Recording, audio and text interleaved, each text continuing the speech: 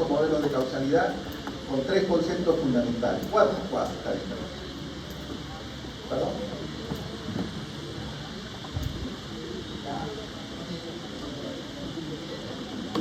Listo, ya él nos va a recordar acá. ¿Cómo te apellidas tú? Yomona, ya está. Vamos, Yomona. Para empezar, están las causas necesarias y las causas que son necesarias y las causas que son suficientes. La primera significa que una causa se necesita sí o sí para que se dé algo, y la que sea suficiente significa que solo esa causa puede cubrir todo. Por ejemplo, yo que sé, el tétanos. Tener Clostridium tetani resulta en la enfermedad del tétanos. Es una variable necesaria y suficiente. Usualmente. O también, por ejemplo, en el caso de la rabia, por ejemplo.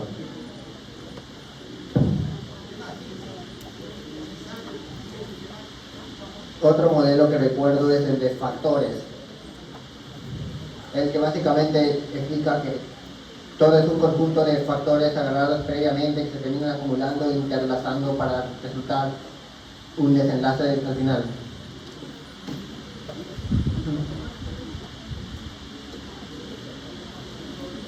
Hasta ahí nomás y le paso el tiempo.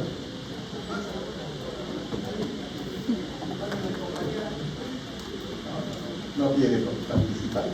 Muy bien, gracias, Yomona. Entonces, miren, ahí sistematicen bien su información. Está bien lo que nos ha dicho. Recuerden, hay un concepto que es causa necesaria, causa suficiente, hay las causas componentes y hay el complejo suficiente, ¿cierto? Pues a partir de ello construimos los modelos. El modelo determinista puro tiene que haber causa necesaria y causa suficiente. Y para eso, para poder analizar, tenemos que partir por lo que nos decía hace mucho tiempo, 1880 y tantos, Roberto Koch, que nos planteó los postulados de causalidad. Entonces, ¿qué decía Roberto Koch en términos de que una causa era necesaria? De que deberíamos identificar el microbio en todo aquel que tiene la enfermedad, ¿no? Eso decía, ¿no? Es necesario decir. ¿Y cuándo decía que era suficiente? Cuando todo el que recibía el microbio hacía la enfermedad, ¿cierto? Entonces, bajo esa lógica, yo les había puesto dos ejemplos, que son los únicos que existen, pues, ¿no? Así, claramente, como con fines académicos, ¿no? Lo otro nos podemos poner a discutir, pero el virus de la rabia responde al modelo determinista puro. ¿Por qué? Porque si el virus de la rabia ingresa en una persona, le va a producir la enfermedad. O sea, va a ser suficiente, ¿cierto? Y el 100% de casos va a producir la enfermedad. Va a producir la enfermedad, que luego de ahí, de 100 personas, se haya salvado el 0.001 es otra cosa. Pero que le produjo la enfermedad, le produjo la enfermedad. Y la otra, si este microbio no está presente, no se va a producir la enfermedad. Es por eso que el modelo, el ejemplo del modelo determinista puro, les he dado desde la rabia. Y les puse otro, sarampión, también, porque miren, ahorita estamos con un problema de sarampión en el país. En Puno ya tenemos 25 casos de pacientes de niños con sarampión. ¿Qué pasa con sarampión? Es la misma lógica que tiene el virus de la rabia. Si entra el virus de sarampión en una persona, le va a producir en el 100% de posibilidades la enfermedad. Pero hay unos que no desarrollan. Ese sí, pues si el niño tiene 6 meses o menos y tiene anticuerpos de la mamá, no le va a producir la enfermedad. Si el niño tuvo una vacuna, no tuvo las dos, le va a producir una forma atenuada o no le va a producir la enfermedad. O yo, que ya tuve la enfermedad, no me va a producir la enfermedad. Pero cuando ingresa, y ahora vamos a ver ese concepto en el contexto de las enfermedades transmisibles, el número reproductivo básico. Van a ver que sarampión es el que tiene el número reproductivo básico más elevado. De ahí que es un poco difícil de controlar. Entonces, aclaramos ese concepto y quedamos, porque ha habido estuve escuchando en algún seminario donde se planteaba de que hay un perro, pero el perro pues ¿qué es el perro en el caso de la rabia? Ahora vamos a saber, se llamaría reservorio, ¿sí? Porque la enfermedad no llega del cielo, ¿no? ¿cierto? No, castigo divino ya eso fue Hipócrates, ya lo descartó. ¿Ya? Entonces, tengamos en cuenta esos conceptos para poder definir causa necesaria, causa suficiente. Y cuando hablamos del modelo determinista modificado, evidentemente van a haber otros factores. Y ahí ya en ese contexto hay las enfermedades, usualmente, digamos, ya han visto ustedes, en historia natural de la enfermedad, hay enfermedades que producen forma asintomática, forma leve y forma severa. Ese es el comportamiento de las enfermedades. Hay enfermedades en las cuales entra el microbio y te va a producir, no hay leve, moderada ni severa, te va a producir la enfermedad y puede, como en el caso de la rabia, puede producirte la muerte. O te va a producir la muerte, pues en el 99.9% de veces. Luego el otro concepto es de que recuerden, cuando hablamos de que existe una causa necesaria, que existe un complejo suficiente, se llama determinista modificado. Y el complejo suficiente está constituido por la causa necesaria más las causas contribuyentes o componentes, ¿no? Contribuyentes o componentes. Y cuando no existe causa necesaria, no existe causa suficiente, no existe complejo suficiente, hablamos del modelo multicausal. Y listo. El modelo probabilístico, les dije, es el que sustenta al modelo determinista modificado y al modelo multicausal. ¿Por qué? Porque a partir del modelo probabilístico vamos a poder identificar cuál es el factor de riesgo más importante, con fines de qué, con fines de intervención. Les hablé también de un modelo, ¿no? Un modelo de causalidad, ¿cómo se llamaba? La causalidad compleja. Y en esa causalidad compleja decíamos, no hay causas ni únicas ni múltiples, ¿no? No complejas. Y le dijimos eso, todavía no lo podemos aplicar porque, como su nombre, como lo dice el modelo, es complejo, puede entender, interpretar, es un aspecto filosófico. Como empezó también el tema de la causalidad también empezó así. Si ustedes que son curiosos leen a Popper, no Popper Rivera, sino Popper, así, Popper, ese señor es un filósofo que nos habló de la causalidad y decía, cuando un niño prende el interruptor y enciende la luz, se preguntará cuál será la causa de que al yo presionar el interruptor se prendió la luz. Y a partir de eso hace toda una disquisición filosófica. Nosotros les hemos sintetizado en realidad, porque son estudiantes de pregrado. Cuando ustedes hagan posgrado y hagamos causalidad, vamos a ir al lado filosófico y vamos a comenzar a elucubrar sobre estos factores. El otro tema es de que ha visto también cuando se desarrolla el tema del análisis de causalidad, no tiene que cumplir todos los criterios, ¿no? Todos los criterios. Y la aplicación práctica que tenemos, yo les decía, cuando hacemos el análisis de los eventos supuestamente atribuidos a la vacunación, ahí cobra vital importancia este tema del análisis de causalidad. Y empezamos con el tema de la temporalidad. Y la temporalidad no solamente referida a que le pusieron la vacuna, porque yo puedo haberme puesto la vacuna hoy y después de 3 días hago un shock anafiláctico. No voy a decir la vacuna está probablemente asociada con la anafilaxia, ¿no? Pero profesor, usted dijo que la temporalidad, le pusieron la vacuna primero. Ah, sí pues, pero lo que tenemos que ver es la ventana de ocurrencia de ese evento.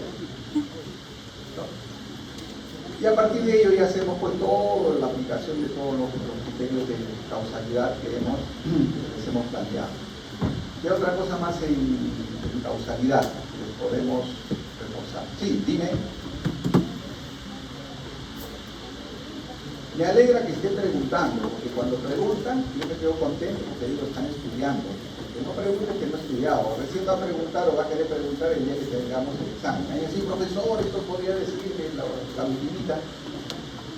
Para saber si hay una relación causal, dijo que los criterios de causalidad no era como algo numérico que todos tienen que cumplir. Pero, o sea, ¿qué criterios necesariamente deberían cumplirse para crear esa relación causal? Supongo que la respuesta es Pero de ahí, si fuera solo temporalidad, se permitiría que hubiera relación causal.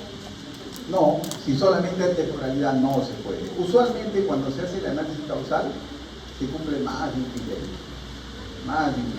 generalmente, ¿sí? 2, 3, 4, y ahí viene ya los conocimientos que tengamos sobre la relación que estamos analizando. Pero con un criterio bien complicado, por no decir imposible.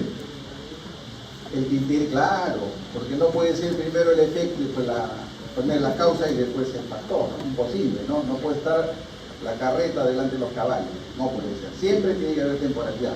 Pero yo les digo, por eso les ponía el ejemplo, cuando hablamos de vacuna, tenemos que ver, dice, sí, pues me pusieron la vacuna hoy y después de 3 días sí se hizo anafilaxis. Lo que tenemos que ver es la ventana de ocurrencia del hecho. Sí, te he puesto la vacuna, pero para que se produzca un shock anafiláctico debe pasar entre 60 y 120 minutos. Si en esa ventana de oportunidad no ocurrió, entonces la vacuna no te está produciendo el evento. O me dio Guillain-Barré, me pusieron la vacuna y ya mañana amanecí que tenía debilidad del distal de la mano. Ah, ya digo, eso no te va a producir la vacuna, porque para que se produzca el efecto de la vacuna tiene que pasar unos 15 a 20 días de haberte vacunado. ¿Ya? Sí. En cuanto al criterio de consistencia, se menciona que deberían de haber más estudios que demuestren lo mismo que el estudio que estamos analizando. Esos más estudios que supuestamente deberían estar en un enunciado en el cual nosotros estamos leyendo el enunciado que estamos analizando, o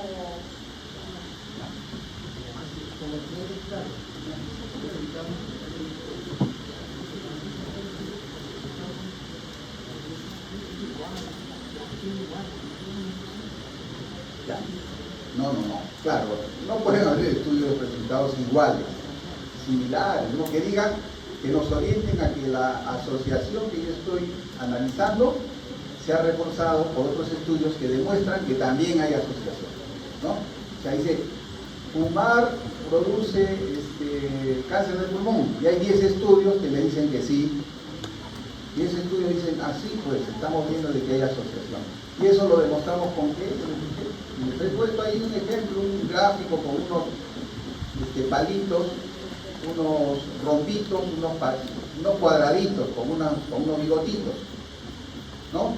Y al final un rombito con un bigotito.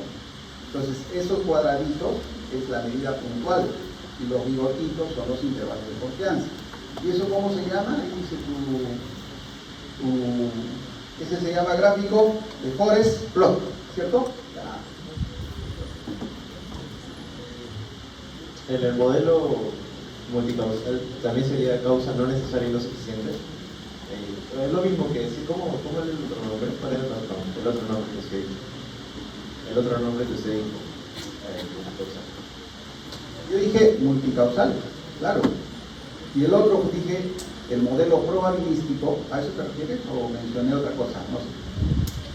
Ah, no, ya. Está bien. Acá me están preguntando, no confundan, ¿ah?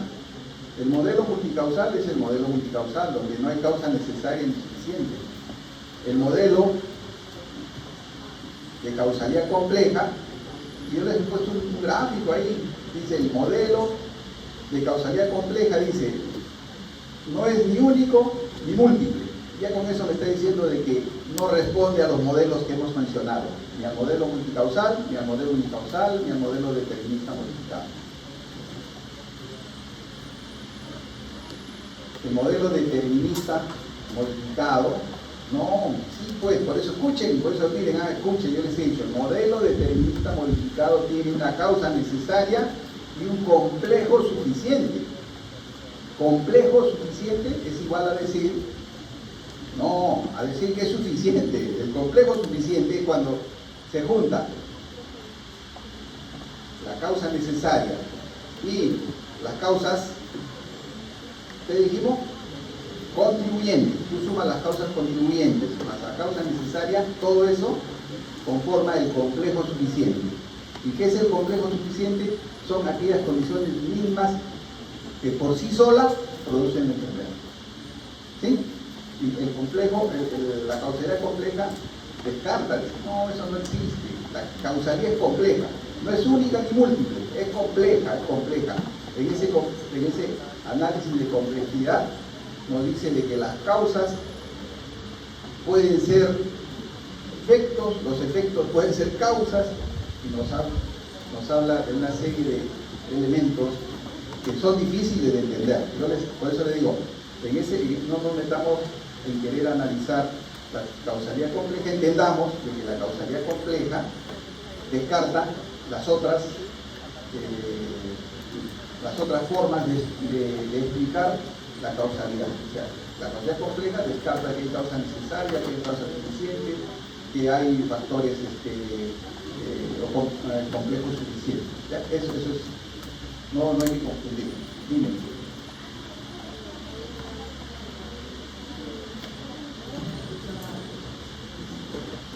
Le decíamos, es recurrente, pues no, eso nunca termina, nunca termina. Listo. ¿Alguna pregunta más?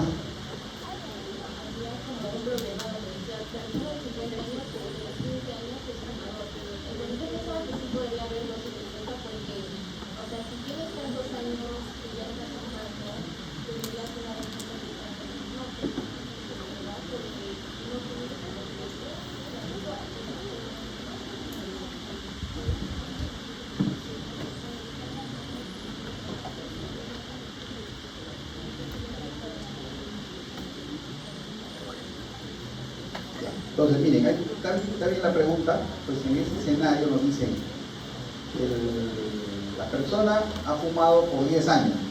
Que nos diga que ha fumado por 10 años no nos dice relación dosis y respuesta, porque la relación dosis-respuesta está referida al número de cigarrillos fumados a lo largo del tiempo. Si me diría que en 10 años la persona fumó, durante los primeros 5 años fumó un cigarrillo, luego fumó una cajetilla, luego 3 cajetillas, luego 10 cajetillas, eso sí es relación dosis-respuesta. Acá no, simplemente lo dicen de que fumaba, pues. No nos dan el dato cuántos cigarrillos fumaba. ¿Está bien? Sí, por favor.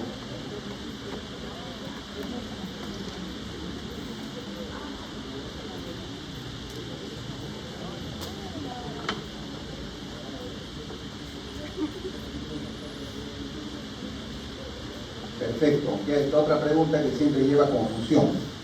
No confundan relación dosis-respuesta con reversibilidad. La relación dosis-respuesta está referida a que fuma más, está más veces expuesto, produce la enfermedad. Reversibilidad es le quito, ya no existe, disminuye.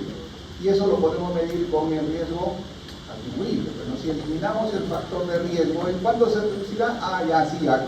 Me están diciendo de que si retiramos, ahí sí reversibilidad. Pero dosis-respuesta es fuma más, come más, y cómo se comporta la enfermedad. Expresamente referido en la literatura, ¿no? Entonces, es decir, además este señor cuando empezó a fumar, fumaba una cajetilla, después de 2 años fumó 2, luego de 5 años 4, y ya en los últimos 3 años 6 cajetillas. Eso es relación dosis y respuesta. Siempre hay confusión. Sí, por favor. Ya, entonces ahí sí no le voy a contestar. ¿Saben por qué? Porque tienen que leer. Eso está en la transparencia, ¿cierto? Eso está cuando usamos riesgo atribuible y cuando utilizamos riesgo atribuible poblacional. Cuando utilizamos fracción etiológica de riesgo o fracción atribuible y cuando utilizamos fracción atribuible poblacional. Eso está escrito, ¿eh? Está escrito, léelo. Ya, ahí está, la transparencia está, ahí expresamente, dime. En expuestos, está bien, así es el examen, no te preocupes, yo reviso 10 veces. Y estoy revisando el examen, ya lo he preparado, ahora estoy en la fase de revisión, si lo he redactado bien, si no le falta una letra, si solamente les he puesto 4 opciones, o A, B, C, D, etc.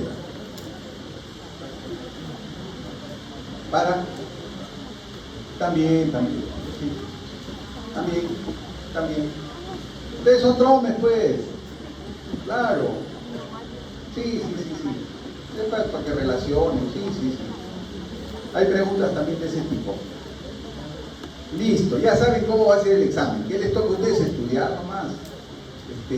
Concentrarse en nuestro curso. Una vez que pasa fisiología, no, primero es epidemio, creo, después el fisio. Claro, entonces ya vienen bien concentraditos. Y ya con todas las indicaciones, yo asumo que debe haber, primero, un promedio ponderado alto. En segundo lugar, un número mínimo de personas desaprobadas. ¿Quiénes? Los que no han venido, y los que han venido, y han venido a leer fisiología. No ellos, pero los que han estudiado de verdad. Yo pienso que de acá, los que están, el 99% va a aprobar. ¿Por qué? Porque viene, atiende, pregunta, ¿no? Ese 1% es el que viene y conversa, pues ya, problema también de cada uno. Listo, entonces hoy vamos a concluir la clase revisando el tema de las enfermedades transmisibles. Y ahí debemos de tener en cuenta,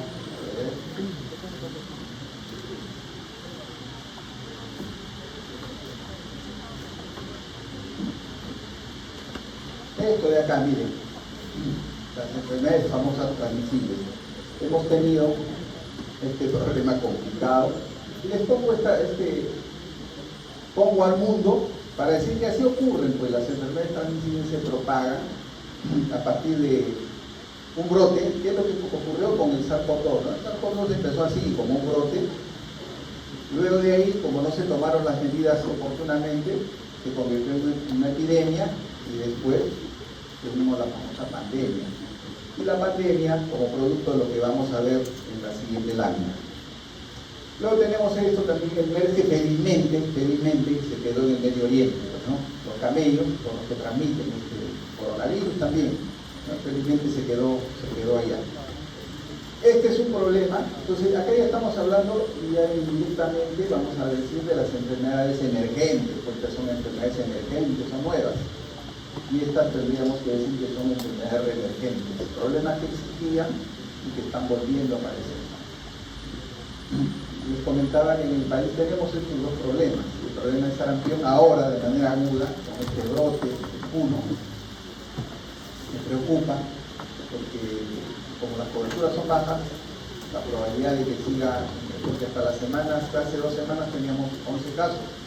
Después de 2 semanas ya tenemos el doble de casos. Así se disemina cuando no hay inmunidad.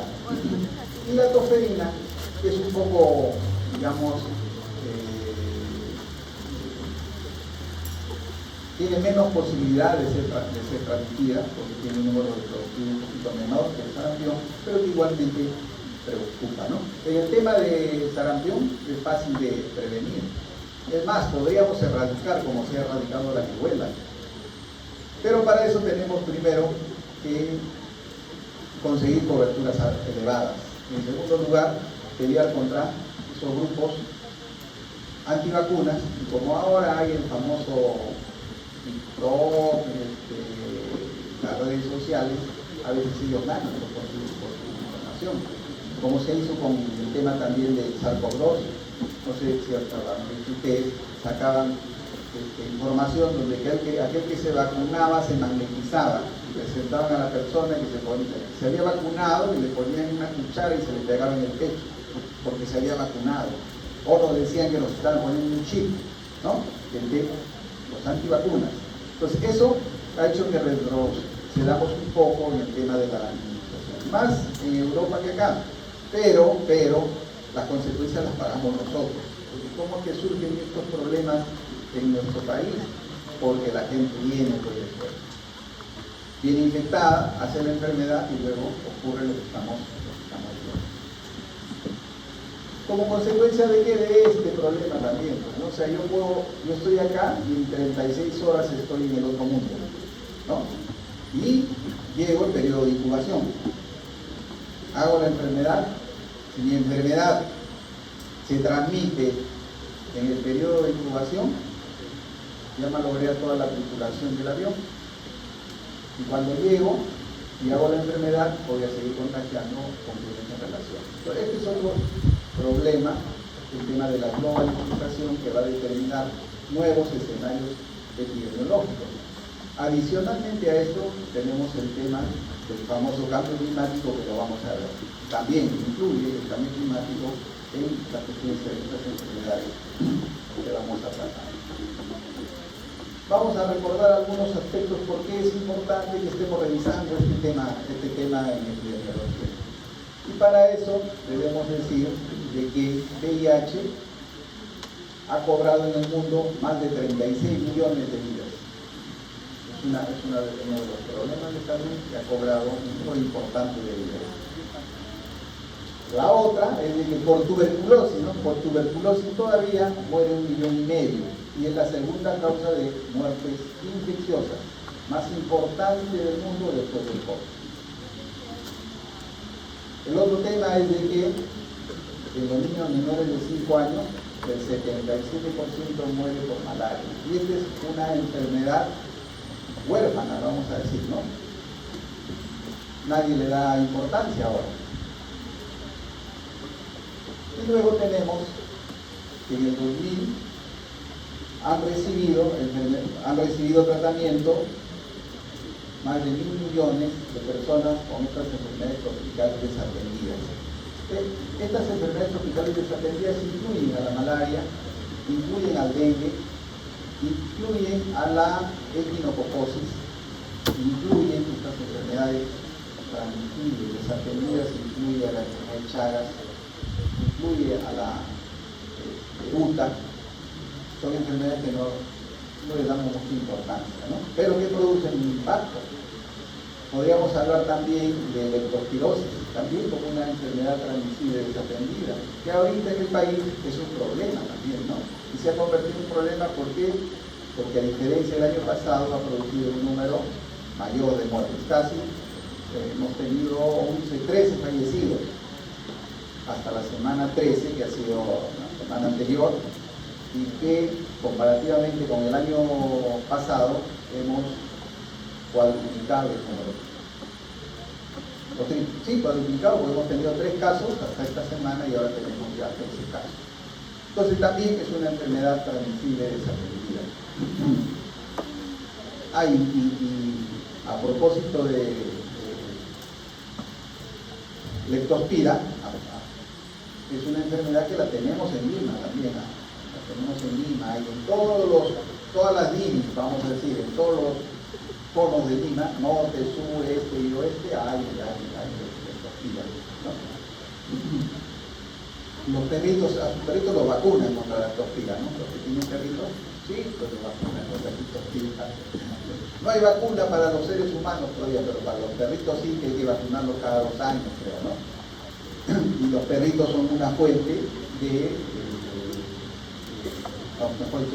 uno de los reservorios de leptospira. El más importante es la rata, ¿no? La rata. En el Perú tenemos estas enfermedades. En primer lugar, VIH como un problema de salud, luego tuberculosis, malaria y educación. Eso es lo que ocurre en el Perú. Entonces, de ahí que es importante de que estudiemos estas enfermedades. La otra cosa que debemos recordar, que las enfermedades transmisibles afectan más severamente a los que tienen menos recursos. Siempre ha sido así, ¿no? Siempre ha sido así y será por siempre. Por eso, que cuando ocurren estas enfermedades transmisibles como consecuencia de un fenómeno natural, como producto de un fenómeno natural, una catástrofe, una inundación, o como consecuencia de un terremoto, los que más van a sufrir, los que más vamos a sufrir si nos comparamos en el mundo, vamos a ser nosotros, los países que estamos en desarrollo, ¿no? ¿Por qué? Porque nuestros recursos no van a poder ser utilizados de manera inmediata, o no vamos a tener los recursos para poder intervenir sobre estas eventualidades. Y ahí tenemos todas las condiciones, pues, que hacen de que las enfermedades transmisibles afecten de manera más severa a aquellos que tienen escasos recursos. Y ahí tenemos, pues, condiciones de vivienda, evidentemente. No vemos, yo le digo, si comenzamos a analizar todas las enfermedades que hemos tenido en el país, las 3 epidemias que hemos tenido, cólera, los más afectados, los más pobres. Hemos tenido influenza H1N1, pandémica, el año 2009, los más afectados, los más pobres. Hemos tenido lo que han vivido ustedes, SARS-CoV-2, los más afectados, los más pobres. ¿Por qué? Porque tienen las menores condiciones de vivienda, viven en pobreza extrema, hay factores socioculturales, y adicionalmente a ello este famoso riesgo del cambio climático. Eso lo vamos a tratar de manera más amplia en una de las últimas clases de la segunda parte. Ahí vamos a ver cómo el cambio climático nos va a poner en jaque con relación a estas enfermedades tradicionales. Esto también es importante que vean, miren, hay una serie de enfermedades que generan en los animales. Entonces, ya vamos viendo de que una serie de enfermedades van a ser zoonóticas. ¿Como consecuencia de qué? De que invadimos a veces el hábitat de los animales o consumimos animales exóticos, ¿no? O queremos tener en nuestra casa animales exóticos. Y dice acá, 60% de las enfermedades infecciosas emergentes registradas en el mundo proceden de animales, tanto salvajes como domésticos. A eso van a enfrentar ustedes. Más del 30% son nuevos agentes patógenos humanos detectados en las últimas 3 décadas. Y el 75% de estos nuevos patógenos humanos tienen su origen en animales. O sea, el 70% de los patógenos que nos afectan vienen de estos animales. Una de ellas, SARS-CoV-2, ¿se acuerdan? SARS-CoV-2. Leptospira, les he dicho, leptospira, otra enfermedad zoonótica. Rabia, otra enfermedad zoonótica. Entonces, eso vamos a enfrentar. En ese contexto, es importante tener en cuenta la salud de las personas, los animales y los ecosistemas. ¿Por qué? Porque estos están estrechamente interrelacionados. Y ahí va a haber un concepto que ya se va a ir cambiando, o se está cambiando también, ¿no? Ya no, vamos a combatir las enfermedades en los humanos solamente, no, ya va a haber un concepto que lo vamos a ver más adelante, que se llama una sola salud, donde tenemos que trabajar salud animal, salud humana, y ver también el contexto de los ecosistemas. Los cambios en estas relaciones pueden aumentar el riesgo, y claro que sí, los cambios en estas relaciones aumentan el riesgo de que aparezcan y se propaguen nuevas enfermedades humanas y animales. Un enfoque para optimizar la salud mediante la integración de estos campos, en lugar de tratarlos por separado, está referido a lo que les dije, una sola salud. Una sola salud tiene este enfoque integral que incluye la salud humana, la salud animal y los ecosistemas. Ahí también es importante que diferenciemos enfermedad transmisible de enfermedad infecciosa. No es lo mismo, ¿no? Tiene una connotación dependiendo de qué es lo que queremos expresar. Nosotros vamos a hablar desde el punto de vista de la salud pública, desde el punto de vista de la epidemiología, no vamos a hablar desde el punto de vista clínico. Por lo tanto, vamos a hablar de enfermedad transmisible. Cuando hablamos desde la perspectiva clínica, ustedes van a decir, esto es la enfermedad infecciosa. Y ahí están las diferencias entre enfermedad infecciosa y enfermedad transmisible. La enfermedad infecciosa, ¿cómo se define? Conjunto de manifestaciones clínicas, ¿no? Así tiene dolor de cabeza, dolor de pantorrilla, tiene ictericia, tiene oliguria, ya. Eso probablemente sea leptospirosis. O no, tiene malestar general, cefalea, dolor retrocular, tiene erupción maculopapular, probablemente sea dengue. O tiene dolor de cabeza, dolor de garganta, tiene tos, ha perdido el gusto, el olfato, eso probablemente sea SARS-CoV-2, ¿no? Entonces, ahí estamos hablando de enfermedades infecciosas. Cuando hablamos de enfermedad transmisible, enfermedad de un patógeno, un producto que surge a través de la transmisión de una persona infectada a otra infectada. O sea, cuando ocurre la transmisión, estamos hablando de enfermedad transmisible. Relación con la infección, puede existir infección sin que necesariamente se produzca enfermedad.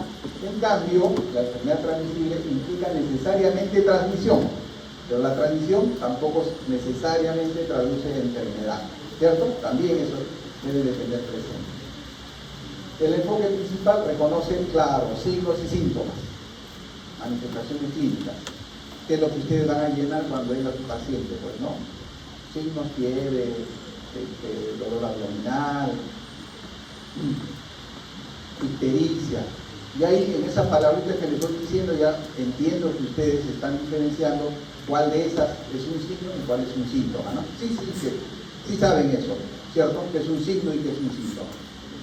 La fiebre, la temperatura, ¿será un signo o un síntoma? Entonces, ¿qué se pregunta con truco? La fiebre es un síntoma y es un signo. Es un síntoma, o sea, tengo fiebre, ¿no? Estoy caliente. Y se convierte en un signo cuando yo me tomo ácido con 40 de temperatura. La fiebre es un signo de un síntoma. La ictericia, un signo. Nadie dice estoy ictérico, estoy amarillo, ¿no? Vale, dice, ay, tú estás amarillo, es ictericia. Entonces uno es objetivo y el otro es subjetivo, ¿no?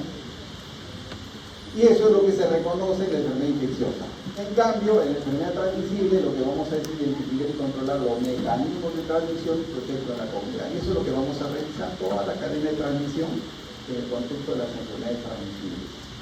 Campo de aplicación predominantemente clínica y el concepto de enfermedad transmisible en la salud pública. Finalidad principal, diagnóstico y tratamiento individual. En cambio, las enfermedades transmisibles, prevención, control y vigilancia epidemiológica en poblaciones. La prevención, acciones antes de que se presente la enfermedad, control, cuando ya se presentó el brote, ¿no? Hay que aplicar medidas de control. Y el tema de vigilancia para ver cómo se comporta una determinada enfermedad en la población. ¿Por qué es importante eso? Esto ya dijimos, por toda la carga que nos produce, ¿no? Altas tasas de morbo y mortalidad, ya vimos, por eso es importante que estudiemos las enfermedades infecciosas. La otra que tiene un origen multicausal, yo diría acá, sí, que es el que más se conoce y puede ser susceptible de ser controladas y erradicadas, ¿no? Entonces, esas son las condiciones por las cuales estudiamos estas enfermedades. Y acá recordar esta triada, ¿cómo se llama esta triada? Ecológica, ¿no? Ecológica. Eso sí les digo, tomen nota de lo que yo les digo, porque si ustedes han revisado Gordis, no han revisado, Beto ha revisado, ahí dice, la triada epidemiológica menciona esto, ¿cierto? Entonces, ahí sí les digo, tomen en cuenta lo que les digo en la teoría. ¿Por qué les reitero esto? Porque hay controversia, lean otro libro y otro libro dice que la triada epidemiológica es tiempo, espacio, persona. Pero nosotros nos hemos quedado para que no haya confusión y ustedes puedan entender. ¿Por qué? Porque cuando decimos, haga la descripción epidemiológica teniendo en cuenta la triada epidemiológica, yo no puedo hacer la descripción en términos de la gente, del huésped y del medio ambiente. Tengo que hacer en términos del tiempo, espacio y persona. ¿Está bien? Entonces, ahora estamos hablando de esta triada que la hemos visto. ¿En qué momento hemos visto esta triada? En la historia natural de la enfermedad. ¿En qué momento de la historia natural? Periodo prepatógeno.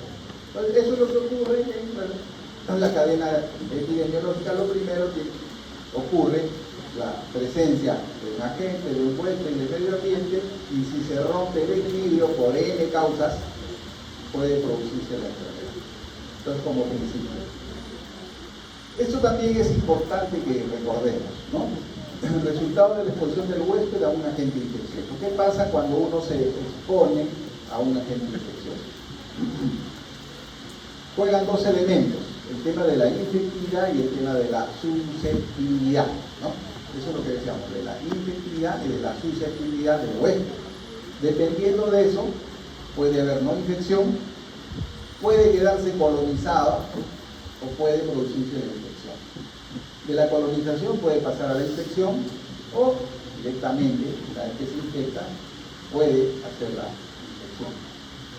Luego el otro concepto es el concepto de patogenicidad y la defensa del cuerpo, que está referida a la respuesta inmune adversa.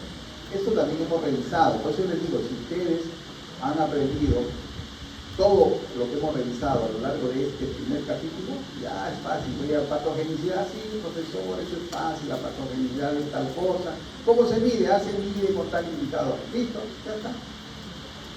Entonces, hay que ver el tema de la patogenicidad. Yo les refuerzo, ¿qué mide la patogenicidad? De riesgo de enfermedad. ¿Cómo se mide la patogenicidad? Con la tasa de ataque le dijimos, ¿no? Tasa de ataque, la patogenicidad. ¿Y cuándo se usa la tasa de ataque? Cuando estamos en un brote. Listo.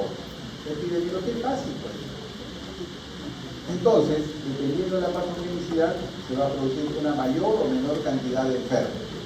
Luego, la otra característica es la virulencia, que también revisamos. ¿Qué es la virulencia? Es la capacidad que tiene el microbio ¿de qué? De producir, ¿qué cosa? Formas graves o fatales. Entonces, si por ejemplo yo le digo, de 100 personas, 80 se hospitalizaron, ¿cuál será la virulencia de ese agente? 80%, pues, ¿no? ¿Por qué? Porque la virulencia se mide por la tasa de hospitalización y por la tasa de letalidad. Entonces, dependiendo de la virulencia, producirá pues una enfermedad severa o la muerte. Si es severa, se va a hospitalizar, ¿no? Porque en los casos severos se hospitalizan. Y los severos pueden morirse. Entonces, eso expresa la virulencia.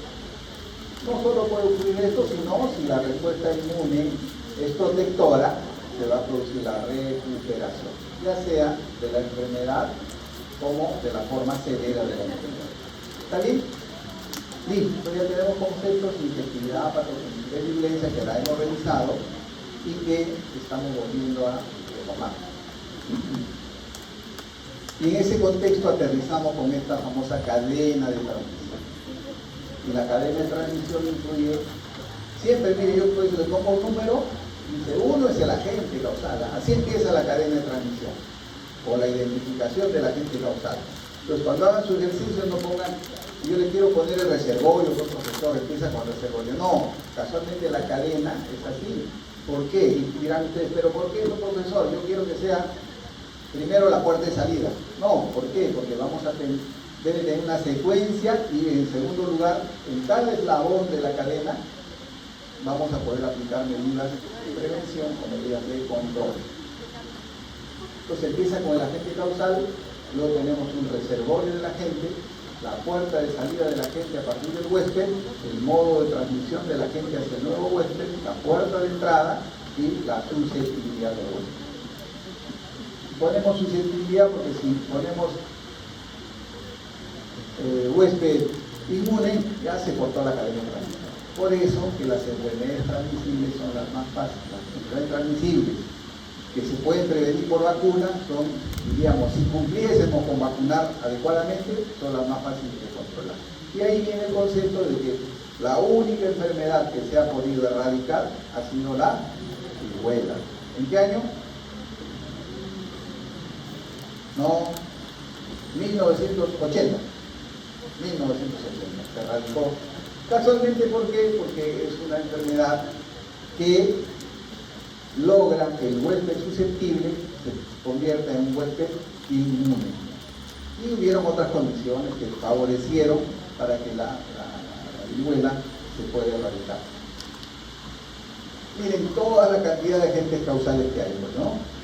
Solo para mostrarles, virus de la viruela, estafilococo, Clostridium, no zoonosis, 39, zoonosis, 61%, 60%, miren, todos los nombrecitos que están ahí, todos estos son enfermedades zoonóticas, y todas estas de acá son enfermedades no zoonóticas. Entonces ya se van dando cuenta, todo lo que está en azulito, y los nombres, el MERS, SARS, SARS-CoV, SARS-CoV-2, influenza, virus de la influenza, virus del Nilo, Yersinia pestis, Porotrichus brasilensis, todos son zoonóticas. Y estas de acá son no zoonóticas. Bien, entonces vamos a ir desarrollando cada uno de los eslabones de la cadena de transmisión. Y vamos a empezar con esto que se llama agente causal. Y cuando hablamos del agente causal, debemos de recordar todas estas características. Uno es la transmisibilidad. La transmisibilidad está determinada por el número reproductivo básico. ¿Y qué es el número reproductivo básico? Es a cuántas personas contagia una persona que tiene la enfermedad se ingresa a un ambiente donde las personas todas son susceptibles. Eso se llama número reproductivo básico. Luego tenemos la infectividad. La infectividad está dada por la dosis infectante media. Dependiendo del microbio, la dosis infectante va a variar. Cólera, por ejemplo, la dosis infectante es de 10 a las 6 bacterias.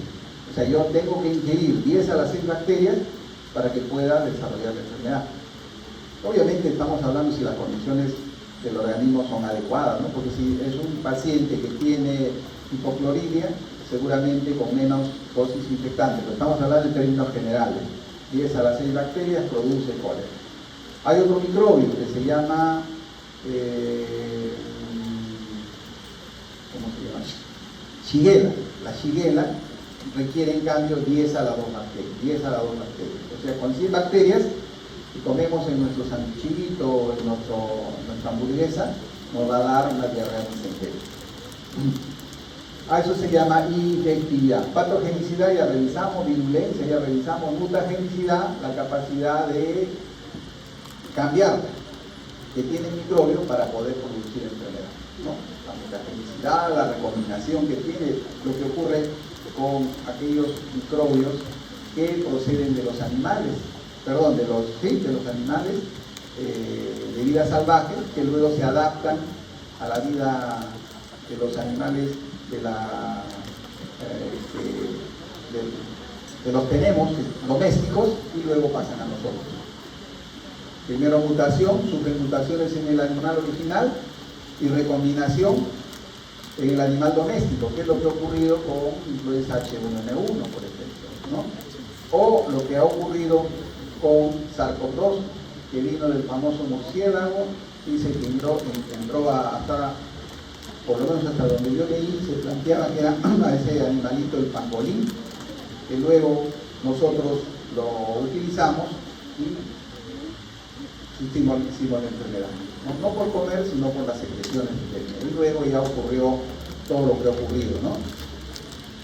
Luego la inmunogenicidad, que está referida a la capacidad que tiene el microbio de producir respuesta inmune en nosotros, y la contagiosidad, que está dada o está representada por la tasa de ataque secundario, que también ya vimos, ¿no? La tasa de ataque secundario, que es el número de casos que aparecen como consecuencia del contacto con un caso primario entre todas las personas que estuvieron en contacto con el caso primario.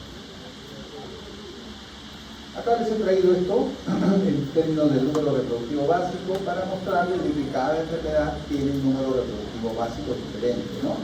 Y que esto de acá, el sarampión, que les decía, es uno de los que tiene el número reproductivo básico más alto. Luego tenemos tosferina. ¿Esto de acá qué es? Viruela. ¿Esto de acá qué es? Parotilitis, ¿no? Papera. Y al otro de lo que ya conocen. No, miren, a ébola le tenemos tanto miedo porque si nos da, su virulencia es elevada, ¿no? Pero su número reproductivo básico es pequeño.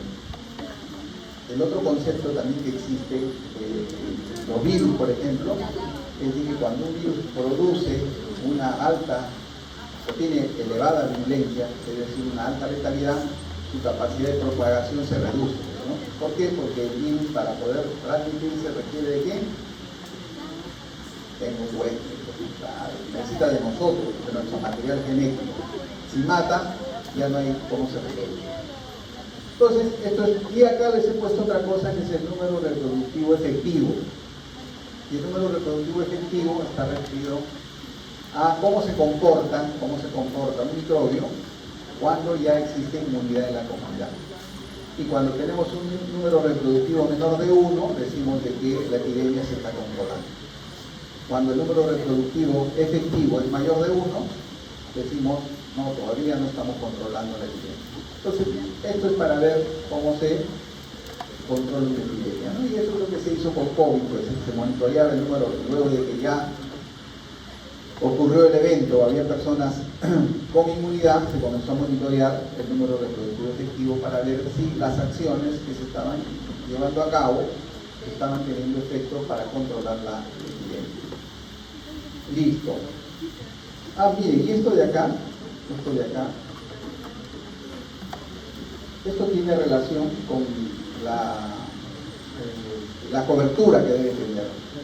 Cuando es una enfermedad inmunoprevenible, cuanto más alto es el número reproductivo, necesitamos una mayor cobertura de vacunación. Por eso, como esta es de 12 a 18 para el sarampión, se requiere, hay una fórmula que no viene el caso, como yo digo, cuando haga maestría ahí les vamos a enseñar, para calcular el número reproductivo se utiliza una serie de criterios. Y luego, dependiendo del número reproductivo, podemos calcular a cuántas personas o qué proporción de la población susceptible debe estar vacunada. Entonces, en este caso, como el número reproductivo es de 12 a 18, se requiere que esté vacunada por lo menos un 95% de la población. Y con sarampión, con las dos dosis, no con una, con las dos dosis, ¿no? Sí, por favor. ¿Perdón? ¿Cuál? ¿Esto? A ver, no te escuché, ya estoy. Dime, ¿qué quieres que repita? ¿RO o RE? Número reproductivo efectivo. El número reproductivo efectivo, que es una medición epidemiológica para ver cómo está comportándose una epidemia cuando el microbio se está transmitiendo y en una comunidad donde hay personas que han desarrollado inmunidad. En cambio, el número reproductivo básico se utiliza para ver a cuántos va a contagiar, cuántos va a contagiar cuando todos son susceptibles. Okay. Y ya esto para que vean el espectro de la enfermedad, cómo es el espectro de la enfermedad, y los conceptos nuevamente de patogenicidad, que se traduce pues B más C más D sobre A más B más C más D, la patogenicidad, la virulencia C más D, casos graves y fatales, sobre B más C más D, ¿no? Y yo les decía, si yo divido C sobre B más C más D, voy a hablar de tasa de hospitalización. Si yo divido D sobre B más C más D, voy a hablar de letalidad. Y ambos hablan de virulencia, ¿no? No se confundan, porque a veces le preguntamos, pero profesor, ¿la virulencia y la letalidad? No, la virulencia tiene dos componentes, ¿no? Un componente que es la tasa de hospitalización y el otro componente que es la tasa de letalidad. Ambos, evidentemente, nos hablan de la virulencia. ¿Cómo es el espectro de la tuberculosis? La tuberculosis produce, y esto es lo que tienen que recordar, miren, esto de acá. El espectro de la enfermedad se refiere a que la enfermedad puede ser inaparente como puede ser aparente. Ya vimos en la historia natural de la enfermedad. Puede ser inaparente y puede ser aparente. Y cuando es aparente puede presentar la forma moderada, puede presentar la forma grave o severa y puede producir la muerte. Entonces, en razón a ello, ¿cómo se comporta la tuberculosis? Casos leves, más que casos severos y más que casos fatales. En cambio, el tétano no da formas asintomáticas, ¿no? El tétano da más casos moderados que casos leves y que casos severos. Y la rabia humana, todos son casos fatales. Hablamos de todos, como les digo, con la tingencia de que en el mundo se revisen, pregúntenle en el chat GPT, les decía, sí, hay 3 casos que se han salvado. Con esa tingencia, pero para fines académicos de pregrado, decir que la rabia tiene letalidad propia. Este es el espectro de la enfermedad rabia. Así es el espectro. Mata a todos. Esto para que repasen con tranquilidad en relación a la contagiosidad, tasa de ataque secundario, en relación a la patogenicidad y en relación a la virulencia. Y comparen, pues, por ejemplo, la viruela tiene alta contagiosidad, alta patogenicidad, y viruela tiene baja letalidad, no baja virulencia. Perdón, alta virulencia, produce alta virulencia. Contagiosidad alta, patogenicidad alta y virulencia alta. A diferencia de la lepra o del resfrío común, ¿no? El resfrío común, contagiosidad va a tener alta, patogenicidad alta, ¿no? Bien. Resfrío común, contagiosidad intermedia. pero una patogenicidad alta, pues, ¿no? Por eso que cuando hay alguien que viene con resfrío, con un cuadro respiratorio, le decimos póngase su mascarilla, porque si somos susceptibles, nos va a contagiar. Y lo que sí tiene una virulencia baja, pues, ¿no? O sea, no del resfrío ya se pasó, no hay ningún problema. Dentro de los agentes también recordarles esto, que existe una serie de... Esto ya ustedes han hecho microbiología, ¿cierto? Han hecho microbiología, entonces han revisado, ¿no? ¿No han hecho? Están haciendo. Ah, mejor, entonces reforzamos. Tenemos los priones, ¿no? Los virus. Los priones son más... Cuando yo estudiaba con ustedes, hasta acá nos habíamos llegado. Virus. Ya con ustedes han aparecido los priones, ¿no? Que son más agentes infecciosos más sencillos, una simple molécula de proteína. Miren cómo era, ¿no? Nosotros antes nos ponían casos clínicos en neurología y raros, y uno de esos raros que recuerdo nos pusieron una enfermedad esta, creo que fue Yaco, donde la anatomía se identifican unos corpúsculos, pero no hablábamos todavía de esto, de los priones. Decíamos la sustancia amiloide, ¿no? La sustancia amiloide, pero todavía no decíamos que los priones estaban relacionados con esta enfermedad de Creutzfeldt-Jakob o con la enfermedad de Curie. Luego tenemos los virus, ADN, ARN, todos los virus habidos por haber, los hongos que ustedes también conocen, Cryptococcus, Toplama, Coccidioides, Blastomicosis, y que no se transmiten directamente de hombre a hombre. Riquezas, algunas enfermedades causadas por el tifus transmitido por el piojo, garrapata, la fiebre Q, bacterias, todas las bacterias que ustedes consideren, los protozoarios, malaria, Trypanosoma cruzi, leishmania, disentería mediana y otras enfermedades, metazoarios, triginosis, anquilostomiasis, citostomiasis, que tampoco se transmiten directamente a los hombres, ¿no? Ya van a ver ustedes cómo se transmite la triginosis por comer carne con quistes de Taenia solium, ¿no? No va a producir la enfermedad.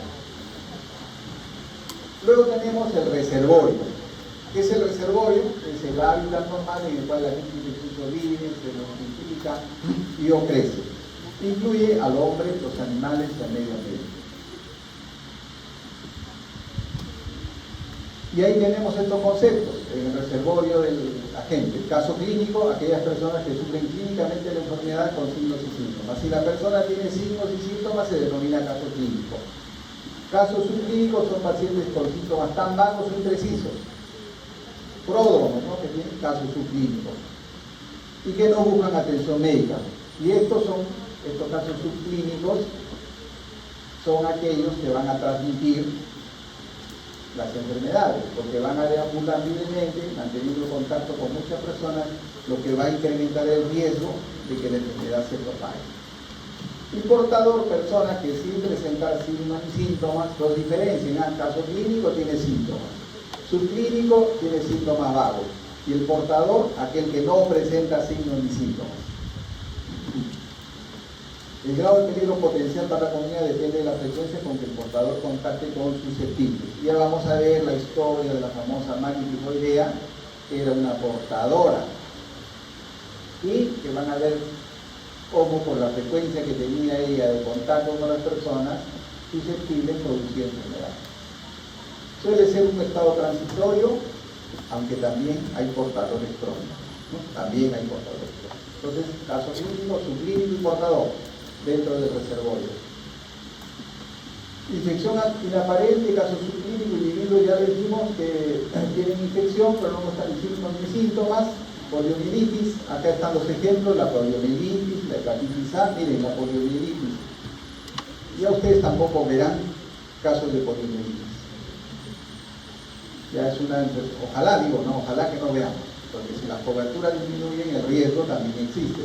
En Asia, por ejemplo, donde las coberturas de vacunación son bajas, se presentan todavía casos de polio. ¿Cuál es la tragedia? De que quede con una secuela, ¿no?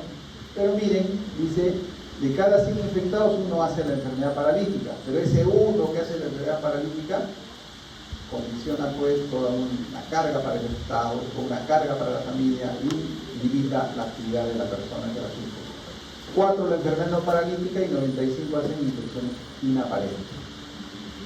La hepatitis A, la razón de casos ictéricos, casos diftericos, se incrementa con la edad. O sea, cuando los chiquititos hacen más casos adictéricos que casos ictéricos. Si hacemos la hepatitis A siendo ya mayores, el número de ictéricos va a ser mayor que los adictéricos. Portadores en periodo de incubación. Pues un ejemplo de portador en periodo de incubación tenemos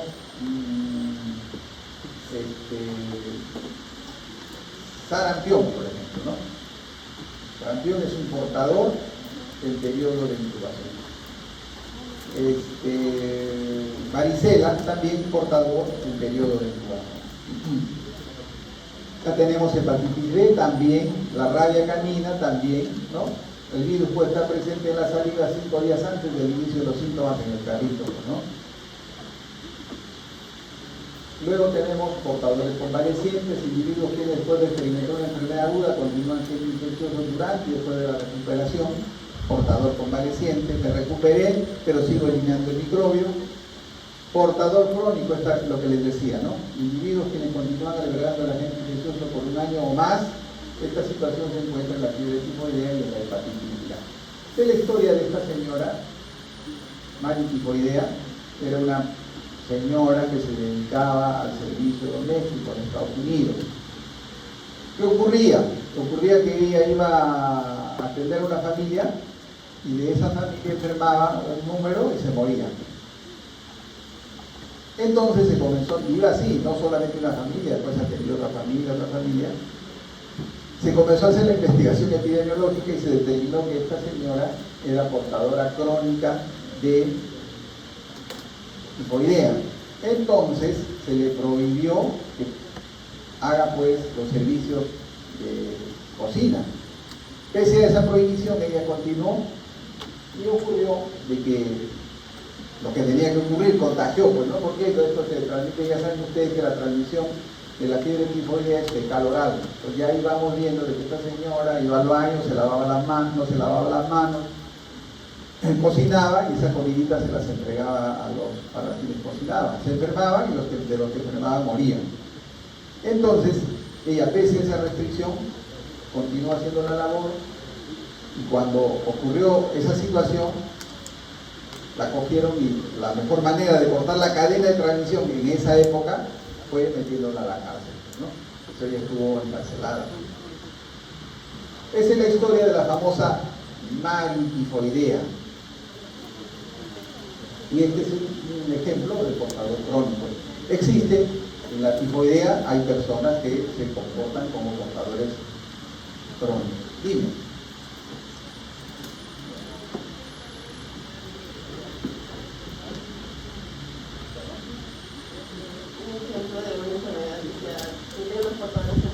Ahora te pongo una persona.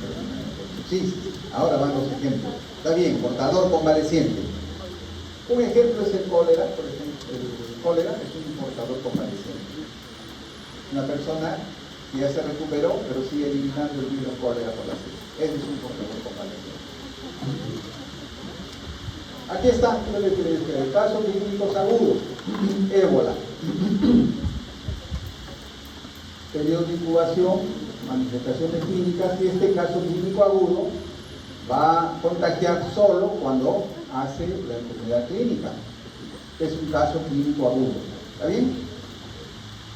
Periodo de incubación, desarrolla la enfermedad y cuando hace la enfermedad está transmitiendo. Este es un portador en periodo de incubación. ¿Qué es esto? ¿Qué enfermedad es esta? Chickenpox. No, chickenpox. ¿Cuál era? A ver. Viruela ya vimos, ¿no? No era chickenpox. A ver. Entonces, esta enfermedad, chickenpox, busquen pues, ya nada, tienen análisis y le preguntan a su... ¿Qué es? No, chickenpox no es viruela del mono. ¿Qué es? Varicela. Claro, pues. Chickenpox, varicela. Entonces ya hemos aprendido. Ustedes, yo les digo, miren, ustedes época, en mi época, se permitía de que no sepamos inglés. Esta época, tienen que saber inglés, por lo menos, ¿no? Y ahora se dice por lo menos. Entonces, recomendación, los que todavía no están dominando, tienen las vacaciones, no se vayan de vacaciones, estudien en inglés. Hay ciclos de estudio acelerado, que un mes haces un ciclo, cada mes haces un ciclo, y en 3 meses tienes ya 3 ciclos avanzados. Y la otra que tiene que ver no solamente pues, es el inglés comercial que nos enseñan, ¿no? Sino comprar su libritos de, ¿qué libritos? Yo estoy en la época antigua, ¿no? Busquen en su computadora y les van a poder, porque esto es inglés médico, ¿no? Inglés técnico, inglés médico. Entonces, en esta enfermedad ¿llamada qué? ¿Cómo se llama? Varicela. Miren, dice esta persona es un portador en periodo de incubación. Lo que le dije también, pues no sarampión, le dije varicela, ¿no? Son enfermedades en periodo de incubación. ¿Y qué es lo que traduce esto? Dice, estamos en el periodo de incubación, todavía no ha empezado la enfermedad, pero ya está transmitiendo. Y ahí hay una palabrita que yo les dije, no se confundan, ¿no? Cuando hablamos de periodo de incubación y periodo de latencia, ¿se acuerdan? Le dije, periodo de latencia vamos a utilizar para enfermedades no transmisibles, les dije, ¿cierto? Como sinónimo de periodo de incubación, ¿se acuerdan? Pero también hay el concepto que se habla de periodo de latencia, solo se lo digo como le digo, para que conozcan, ¿ya? No se confundan. Si yo les pregunto periodo de latencia en el examen, miren, con toda esa facilidad ya si no aprueban, si yo les pregunto periodo de latencia, usen lo que les hemos dicho para enfermedades no transmisibles. Pero también se utiliza en las enfermedades transmisibles. ¿Y qué es el periodo de latencia? Es el tiempo que transcurre desde que ingresa el microbio hasta que la persona se vuelve infectante. Entonces no necesariamente el periodo de latencia coincide con el periodo de incubación, ¿cierto? Acá estamos viendo, el periodo de latencia para esta enfermedad es menor que el periodo de incubación. ¿Por qué? Porque esta enfermedad se transmite antes de que haya manifestaciones clínicas. Ya está infectando. Cólera, ahí está el ejemplo, portador convaleciente, esta persona, incubación, ya el periodo de latencia coincide con la incubación, enfermedad clínica, ya se recuperó, pero miren, sigue infectando. Esto que está en rojo quiere decir que ya no está con la enfermedad, pero tiene todavía el microbio, y si tiene el microbio, sin enfermedad, sigue infectando. Ese es un portador convaleciente. Y la infección inaparente es aquel que no tiene síntomas clínicos y está transmitiendo la enfermedad. Ejemplo, fiebre tifoidea asintomática, ¿no? Entonces ahí están los ejemplos y ahí están los gráficos para que ustedes puedan diferenciar un caso clínico agudo, un portador en periodo de incubación, un portador convaleciente, una infección inaparente. Entonces ahí, desde el punto de vista epidemiológico, lo más complicado son estos de acá, que está en periodo de incubación y que tiene infección inaparente, ¿no?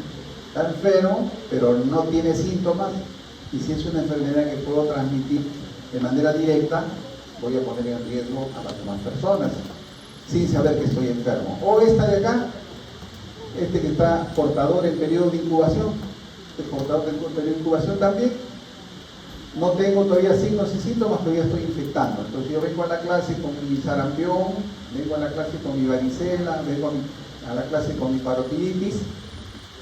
En este periodo de incubación ya estoy infectando y voy a contagiar a aquellos que son susceptibles, evidentemente.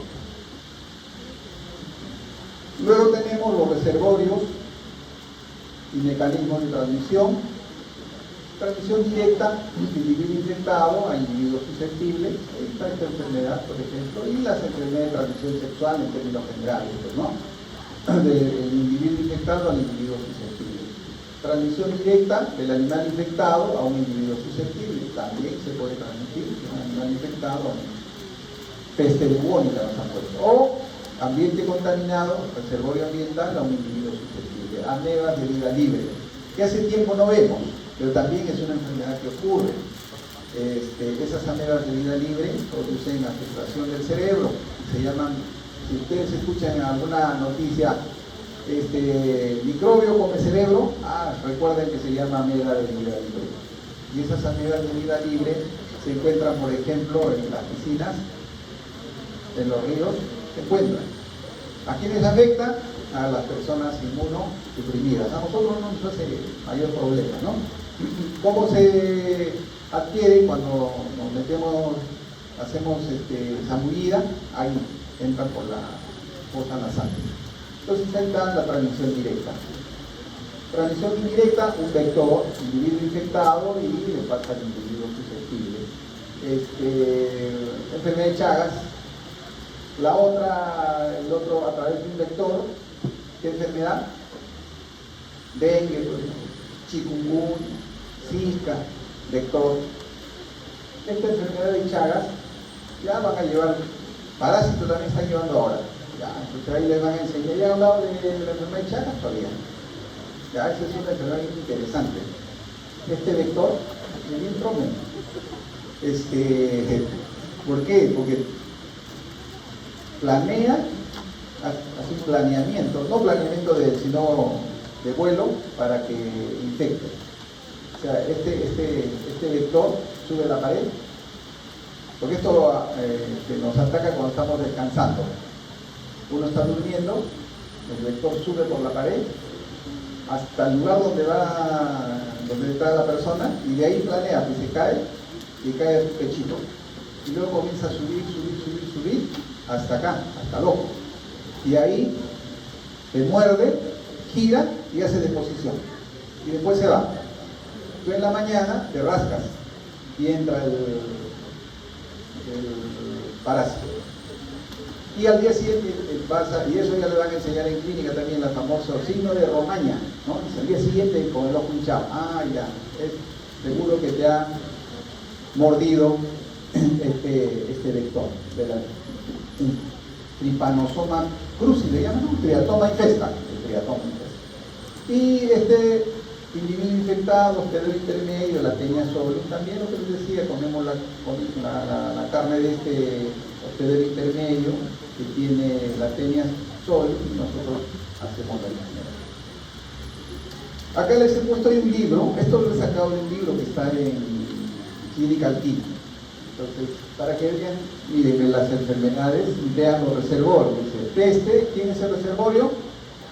La rata, ¿no? Cargada que hay acá, la pulga, que es la que transmite. Entonces, gráficamente ustedes pueden saber, la rata es el reservorio, la pulga es el que transmite y todas las manifestaciones clínicas que produce. Y acá arriba, el tratamiento. Esto es la rabia, y acá está también, no solamente el perro, ¿no? Hay rabia urbana y rabia silvestre. La rabia urbana producida por el perro, y la rabia silvestre producida por todo. En el país lo que existe es el murciélago hematófago, que es el que produce rabia en el ganado, pues produce rabia en el humano. Luego tenemos la brucelosis, el reservorio, pues cuando yo tomo leche de cabra cruda de un ganado caprino que está infectado, me va a dar brucelosis, pues, ¿no? Y que ya les van a decir, la brucelosis es la simuladora, porque te produce síntomas de todo tipo. Y si no pensamos, no vamos a diagnosticar. Miren, le afecta los huesos, el hígado, el corazón, afecta a todo. El músculo, produce aborto, fiebre, este es lo clásico, la fiebre ondulante, y ahí está el tratamiento. Citacosis, ya enfermedad transmitida por los loros, pero también tengamos cuidado con los loritos.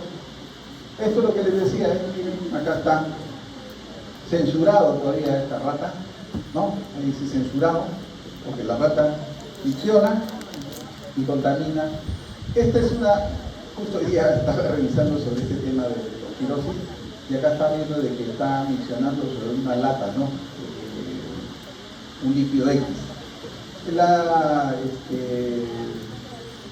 leptospirosis no se produce porque yo consuma una bebida donde la rata ha mencionado, no se produce así, ¿no? Tiene que haber contacto, esto de acá, ¿no? Cuando ustedes se van a hacer canotaje, existe riesgo, ¿no? Cuando hay lluvias intensas, que Piura, por ejemplo, ¿no? En Quito, lluvia intensa, hay aniegos y caminos sin zapatos, la posibilidad de que se produzca o que tengamos leptospirosis está presente, ¿no? Y ya hablábamos de los perritos, que los perritos felizmente los vacunamos contra la leptospirosis. Luego tenemos tétanos, también en las heces pues, del ganado vacuno, y la enfermedad y las características que esta produce, y el tratamiento y la profilaxis que hay que dar. Ascariosis, ascaridulricoides, cómo se produce también, ¿no? Contaminación de la tierra, ingreso a través de la piel, y la producción de histoplasmosis, hongos y enfermedad de los legionarios. Esta es una enfermedad que se descubrió en la convención de los legionarios, ¿no? En Estados Unidos, y la fuente de contaminación fue esto de acá que están viendo, el famoso aire acondicionado. Estos legionarios tuvieron una convención, y en esa convención se contagiaron. La fuente de contagio fue el aire acondicionado, porque esto como tiene agua, ahí se mantiene el microorganismo y es el que produce esta enfermedad llamada enfermedad de los legionarios, producida por la legionela. Entonces hay una serie de reservorios. Puerta de salida es el lugar a partir del cual el huésped sale. Las puertas de salida son el tracto respiratorio, y ahí están todas las enfermedades que se transmiten por vía respiratoria, ¿no? Y miren lo que dice acá, y ahí es que tuvimos problemas con SARS-CoV-2, porque dentro de las enfermedades que son más difíciles de transmitir son aquellas que tienen como puerta de salida la vía respiratoria. Entonces, cuando hay una enfermedad que se transmite por vía respiratoria, es la más difícil de controlar. En cambio, aquella que se transmite por vía fecal oral es más fácil de controlar.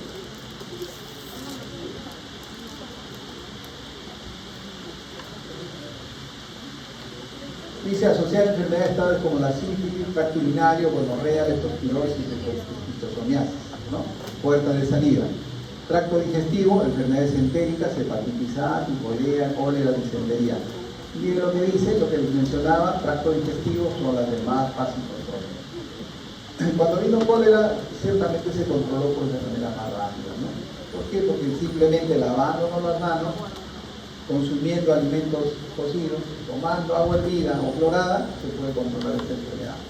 En cambio, las enfermedades de transmisión respiratoria son complicadas. Piel, ahí están las enfermedades que se transmiten por la piel, que tienen, como puerta de salida a la piel, viruela, varicela, sífilis en el estadio primario y secundario, son enfermedades que tienen como puerta de salida a la piel. Placentario, la placenta, eso también sabemos, ¿no? De que no es completamente efectiva, y hay enfermedades como la rubiola, como la sífilis, como la hepatitis B, como la toxoplasmosis. Todas esas enfermedades que se resumen en TORCH, toxoplasmosis, rubiola y otros, y dentro de otros, hepatitis B, sífilis. Son enfermedades que se pueden transmitir por vía transplacentaria. Felizmente ya no tenemos el tema de rubiola, porque hubo una campaña de vacunación, porque el problema de la rubiola es que produce la rubiola congénita, y la rubiola congénita hace que el niño nazca sordito, nazca ceguito, nazca con microcefalia. Entonces es toda una tragedia. Y también hemos hablado de la gente, reservorio, puerta de salida, y ahora vamos a hablar del modo de transmisión. Entonces el modo de transmisión puede ser modo de transmisión directa, modo de transmisión directa, contacto directo, difusión directa de gotitas, exposición directa de agente infeccioso en el medio ambiente, mordedura y transplacentaria perinatal. Entonces, todas estas formas de transmisión son modos de transmisión directa. Contacto directo. ¿Qué ejemplo tendríamos de contacto directo? Contacto directo, ¿cuál? Toferina, contacto directo. SARS-CoV-2, contacto directo. Influenza, contacto directo. Es decir, para que yo pueda contagiarme, tengo que estar en contacto directo con una persona. No hay un medio que transmita, no contacto directo. Si no estoy en contacto directo, no me va a producir, por ejemplo, SARS-CoV-2. Si alguien viene con SARS-CoV-2 acá, el que se va a contagiar es aquel que está a menos de 90 centímetros, a menos de 1 metro. Yo, por ejemplo, si están las ventanas bien abiertas, no me va a pasar nada. Pero si están cerradas, si estamos con aire acondicionado, yo también me voy a contagiar. Entonces, contacto directo son esas. Difusión directa de gotitas, que tiene que ver con lo mismo. Difusión directa de gotitas. Exposición directa a un agente infeccioso del medio ambiente, eso, histoplasmosis o tétano. Pues histoplasmosis, cuando entramos a una cueva, ¿no? Donde los murciélagos han defecado, ahí está el histoplasma capsular.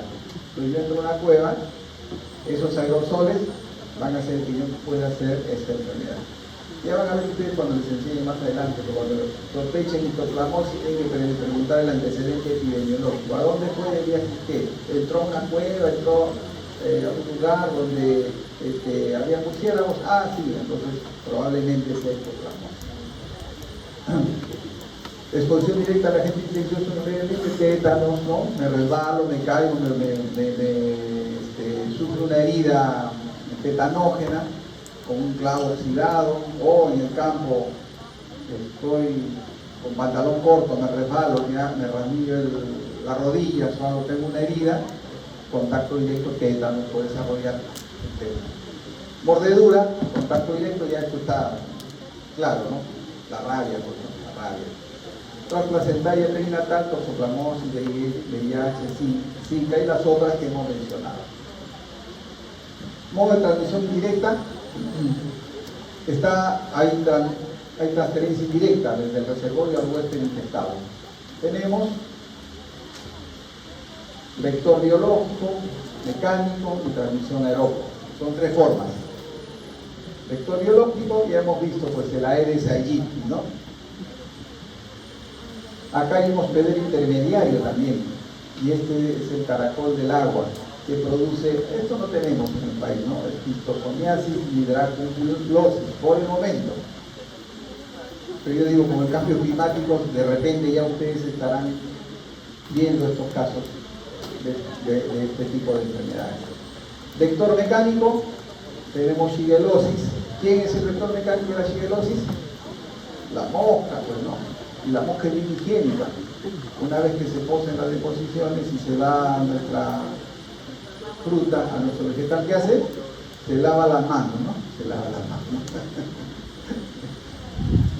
Y hablamos de shigellosis como vector mecánico porque les dije cuál es la dosis infectante de shigellosis, y es a la 2, pues, entonces no tiene que cargar mucho. Y por eso la mosca, un vector mecánico. Transmisión también por acción mecánica, tenemos a través de un vehículo, ya no a través de un vector mecánico, tenemos a la sangre, los órganos para trasplante y los fomites. Los fomites son aquellas secreciones que contaminan, por ejemplo, juguetes, que contaminan la puerta, que contaminan la ropa. Esos son los fomites. Y luego tenemos la transmisión aerófoga. Y dentro de la transmisión aerófoga tenemos ¿qué enfermedades? Tuberculosis, transmisión aerófoga. Por el aire. Aerófoga quiere decir que el medio de transmisión es el aire. Sarampión, transmisión aerófoga. Varicela, transmisión aerófoga. Todo esto vamos a revisar de manera más detallada en la última clase. ¿Para qué? Para que cuando ustedes ya vayan al hospital se sepan proteger de estas enfermedades. Listo, modo de transmisión. Puertas de entrada son las mismas que las puertas de salida, ¿no? Respiratoria, digestiva, piel, mucosa, genitourinaria. Y luego tenemos el huésped susceptible. Entonces les decía, para que se pueda producir la enfermedad, tiene que haber un huésped susceptible. Si el huésped no es susceptible, se corta la cadena de huésped. Y ahí el huésped tiene una serie de barreras. Una de ellas es la barrera mucocutánea, la respuesta innata, las células fagocíticas y los factores solubles. Ya esto seguramente ustedes lo conocen más que yo. Y luego, esto va a condicionar, mejor dicho, va a haber una respuesta innata que está traducida por esto, pues, ¿no? La barrera mucocutánea. La integridad de la barrera mucocutánea se va a convertir en una respuesta innata.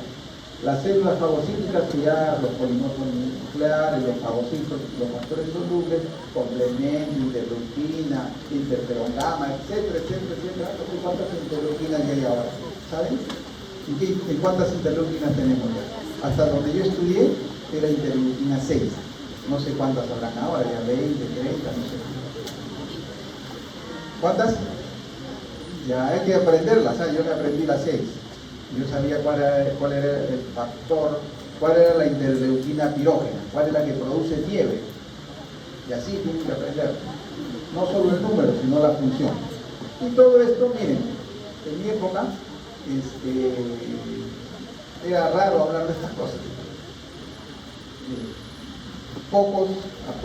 Pocas universidades enseñaban todos estos mecanismos de cómo es que se produce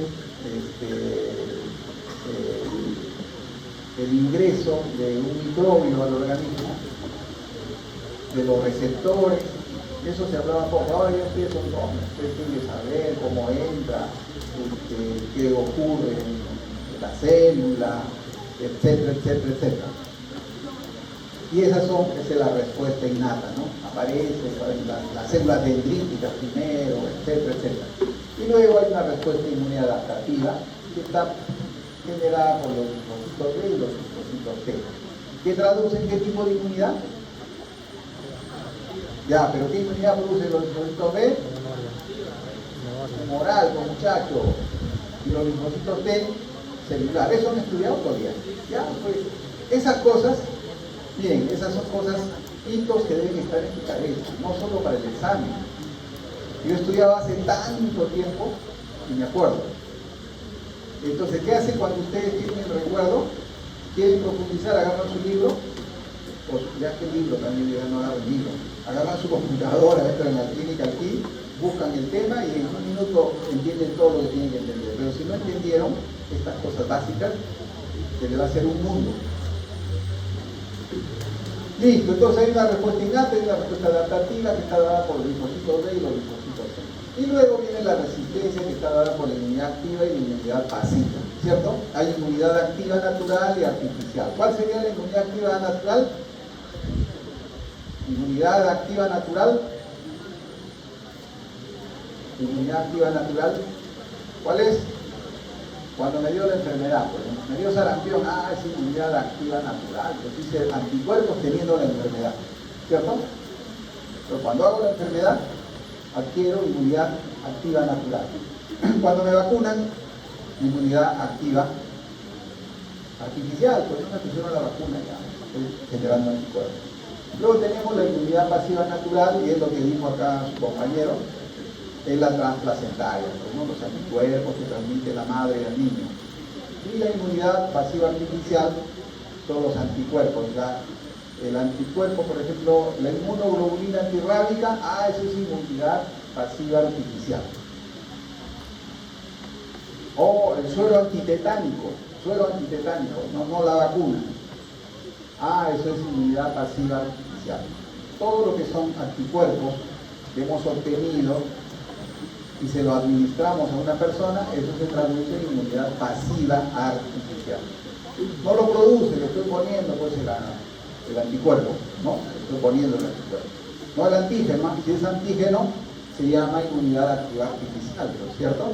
Si es el antígeno es inmunidad activa artificial. Listo. ¿Qué hora tenemos? Una pausa delegada. ¿Sí? ¿Hacemos pausa o seguimos? Seguimos, ya está. Vamos, no quieren que descanse. Bueno, entonces, vamos a hablar en ese contexto, algo de lo que son, en el contexto de las enfermedades transmisibles, este tema de las enfermedades emergentes y reemergentes. Las enfermedades emergentes se caracterizan porque el patógeno recién evolucionado, o sea, existe un patógeno que recientemente ha evolucionado o recién es reconocido. El concepto de emergencia también es lo que nosotros denominamos enfermedades nuevas, pero nuevas o emergentes, ¿no? Y las reemergentes es que las que existieron están volviendo a aparecer. Ese es el concepto en términos generales. Y como acá menciona, pues no, primera aparición. En cambio, en la reemergencia, el patógeno existe y ya es reconocido. Además, este patógeno que existe aparece en un área determinada y ya conocida. Y además, aumento de la incidencia o aumento de potencial para causar infecciones graves. Entonces, tenemos ya tuberculosis, pero vamos a seguir con el tema de leptospirosis. Oye, pero la leptospirosis está produciendo infecciones graves que están produciendo la muerte. Eso lo teníamos, pero ahora se está comportando así. Entonces decimos, esta es una enfermedad reemergente. Aquí está para que aprendan ya con más detenimiento, enfermedad nueva, sin historial previo generalizado, emergente, reemergente, inflamación histórica conocida que reaparece, dinámica de propagación, aumento rápido de incidencia geográfica o de rango, aparición progresiva en nuevas indicaciones o poblaciones, comportamiento clínico, persistencia incontrolable por falta de inmunidad o terapias, ¿no? Este clásico ejemplo que hemos vivido, SARS-CoV-2. Formas resistentes a los medicamentos o evolución del microorganismo. Ese es el comportamiento clínico, ¿no? Este microbio ya se ha vuelto resistente. Bordetella pertussis ya no responde a acitromicina. Tenemos que decir que estamos hablando de una enfermedad reemergente. O ha evolucionado el microorganismo, ha cambiado y por lo tanto tiene mayor virulencia.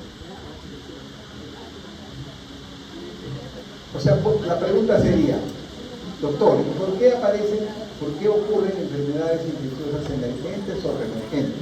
Lo que yo les decía, tiene que ver con la evolución del patógeno. O sea, el proceso de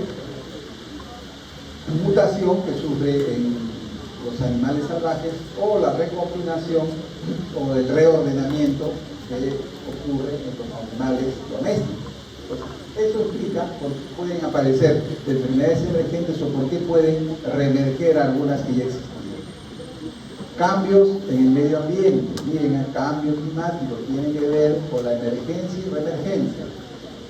Ahí nos referimos al calentamiento global. ¿Qué dice acá?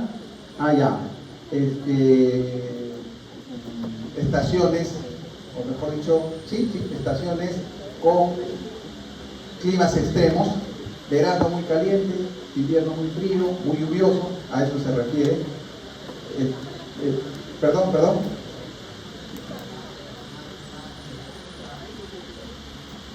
Por eso, a eso se refiere.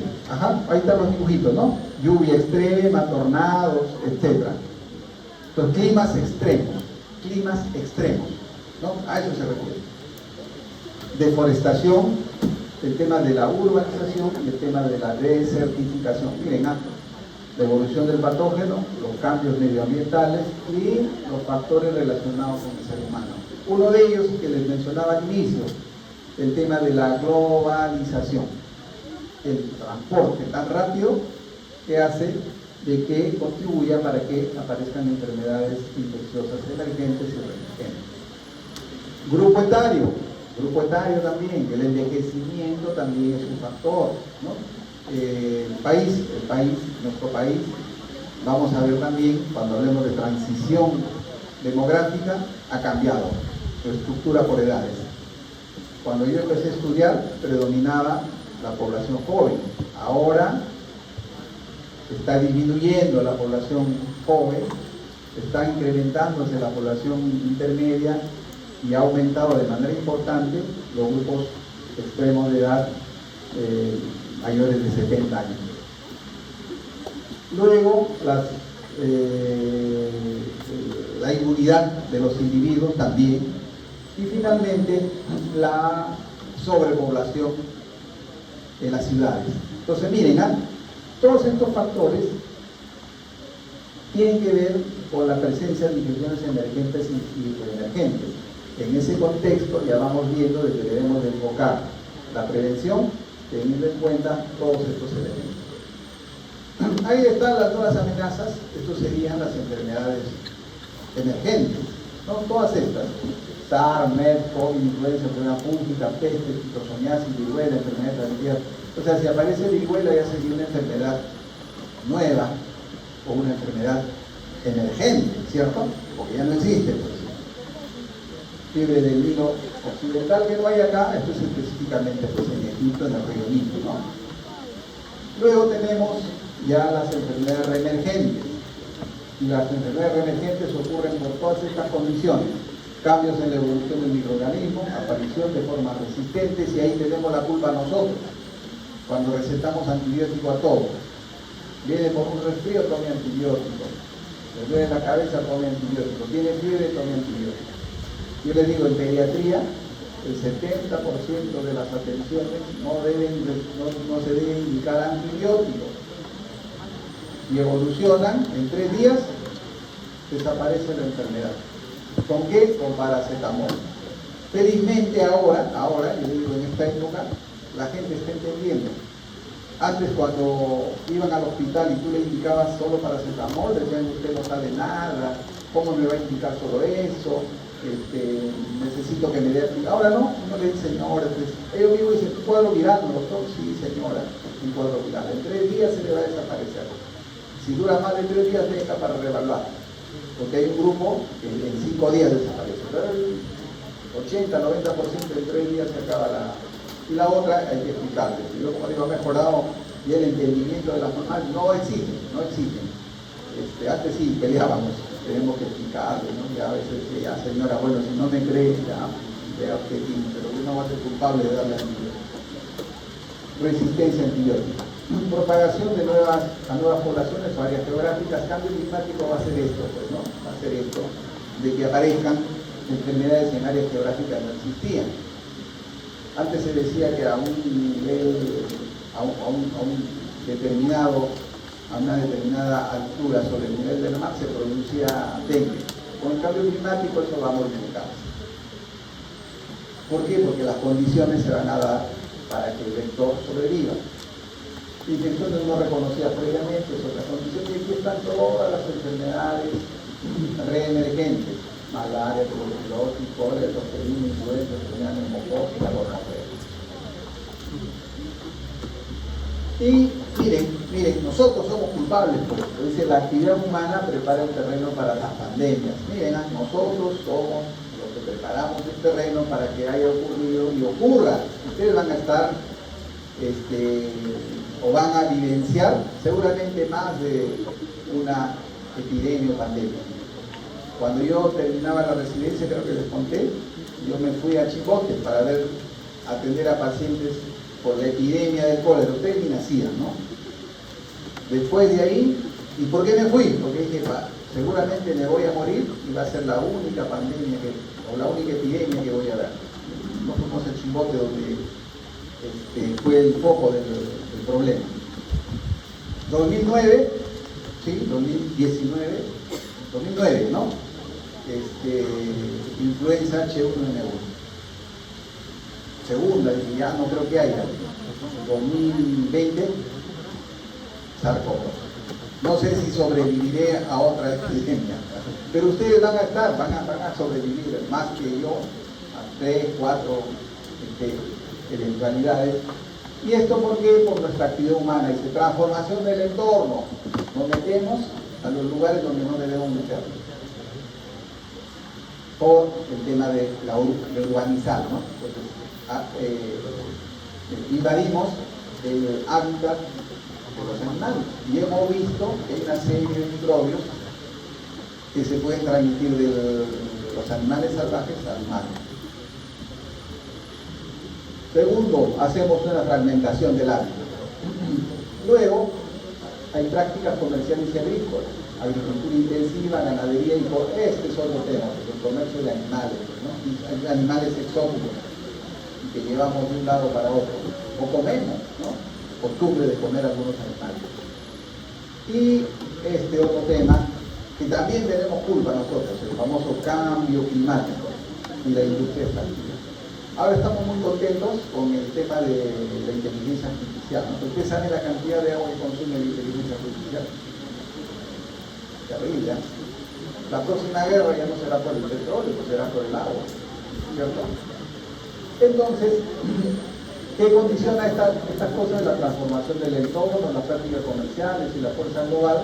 Ecosistemas sometidos a estrés que van a crear nuevas condiciones propicias para las empresas.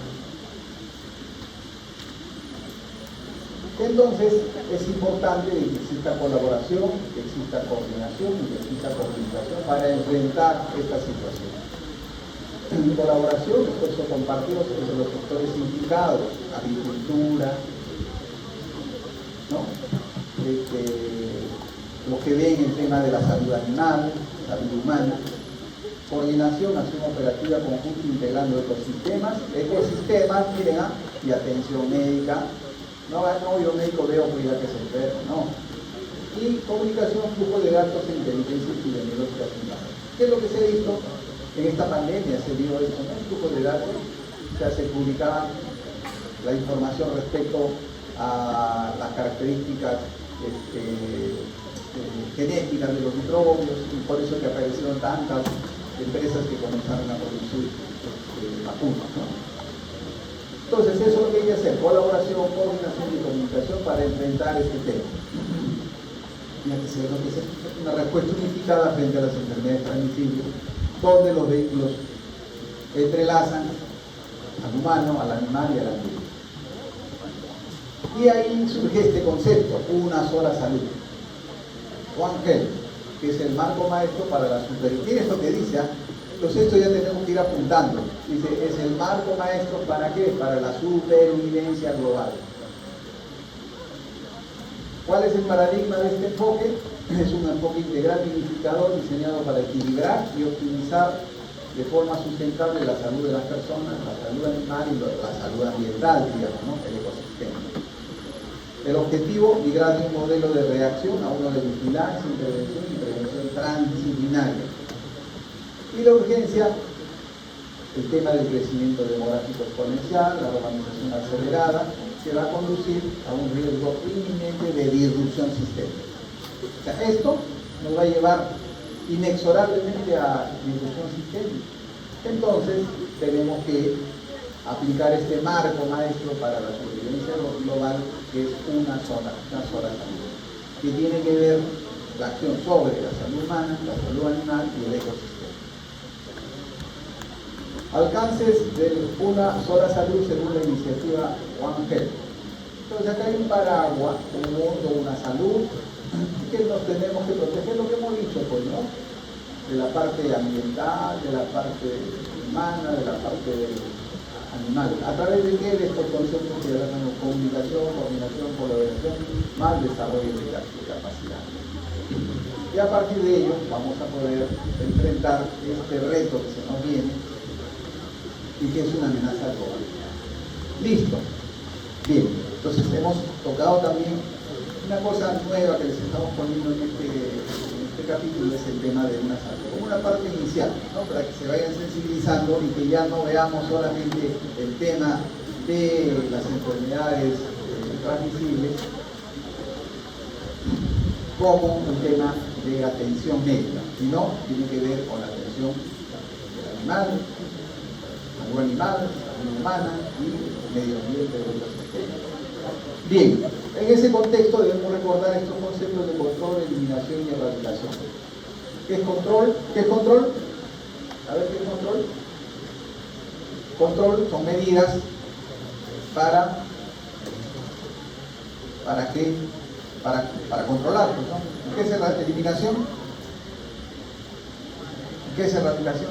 Ya, entonces control es cuando las acciones que desarrollamos permiten de que la enfermedad no sea un problema de salud pública.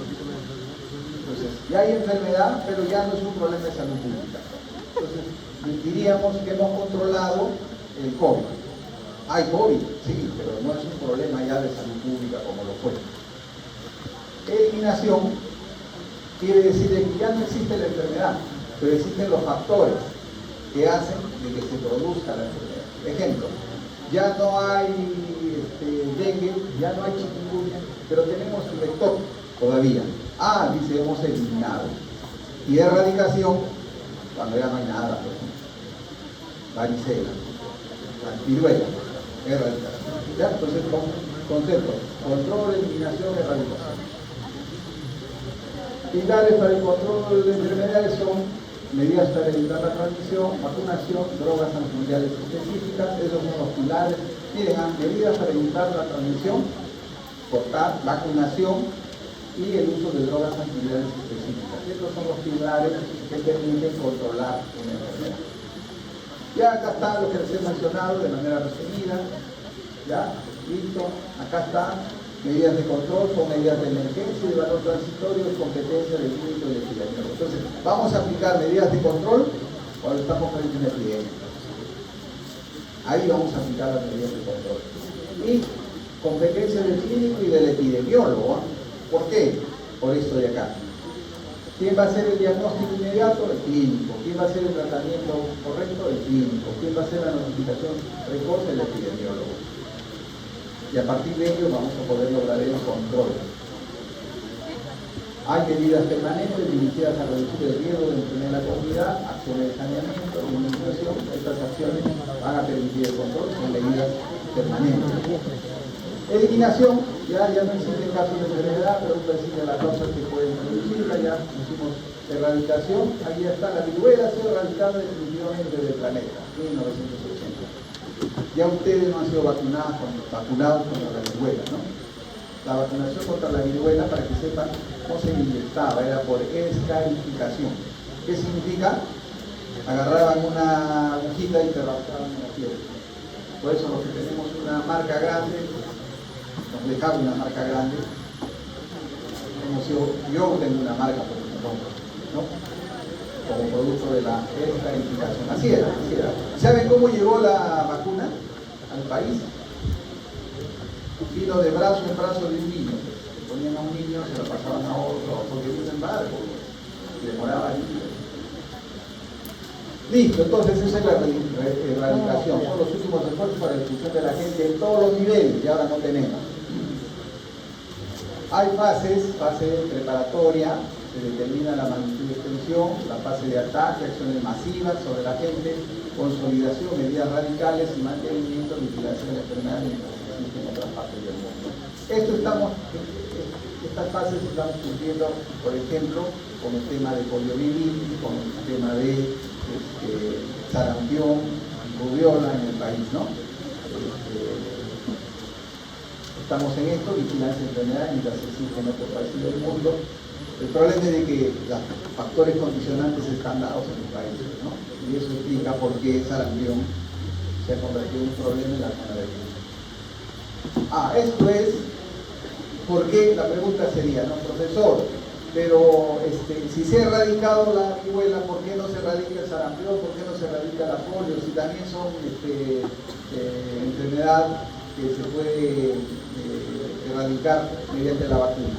Por eso, en esa época concluyeron todas estas cosas para que se pueda erradicar la viruela. Primero, un alto nivel de cooperación internacional. Todos estuvimos de acuerdo a nivel mundial. Ahora no, ¿no? Ahora no, yo le digo, Francia no quiere vacunar, que no se vacune y punto. ¿Qué le exige? Estados Unidos tampoco, por eso que tiene el norte de sarampión, por ejemplo. Entonces, había alto nivel de cooperación. Luego, funcionó bien esto de la búsqueda activa de casos individuales y jóvenes.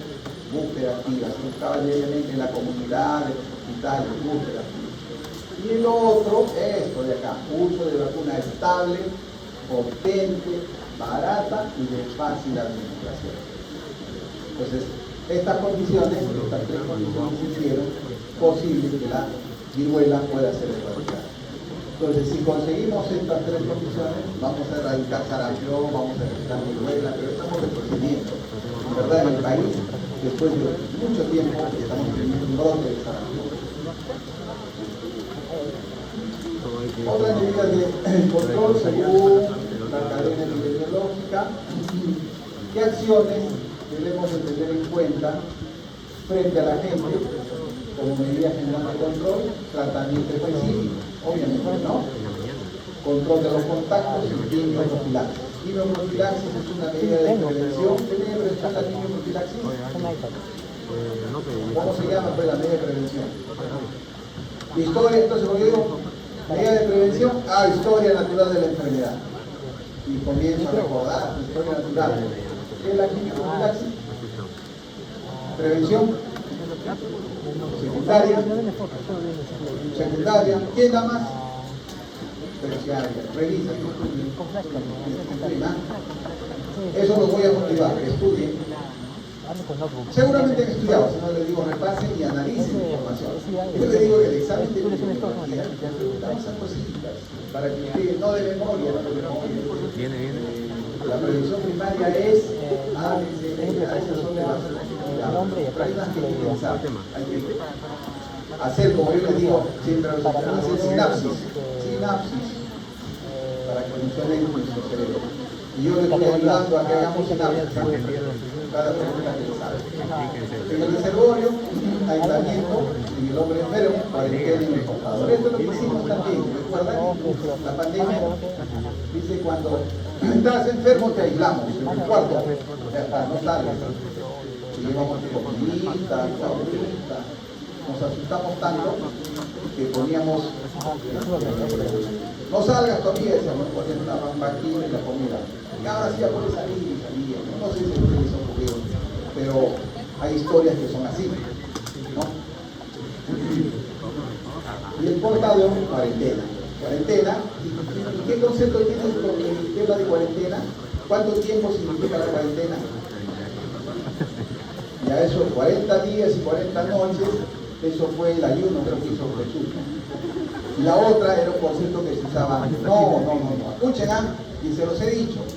Por eso les decía, historia natural de la enfermedad sirve también para la cuarentena. ¿Cuánto tiempo vamos a hacer cuarentena a la persona que está es portador y estamos esperando que haga la enfermedad?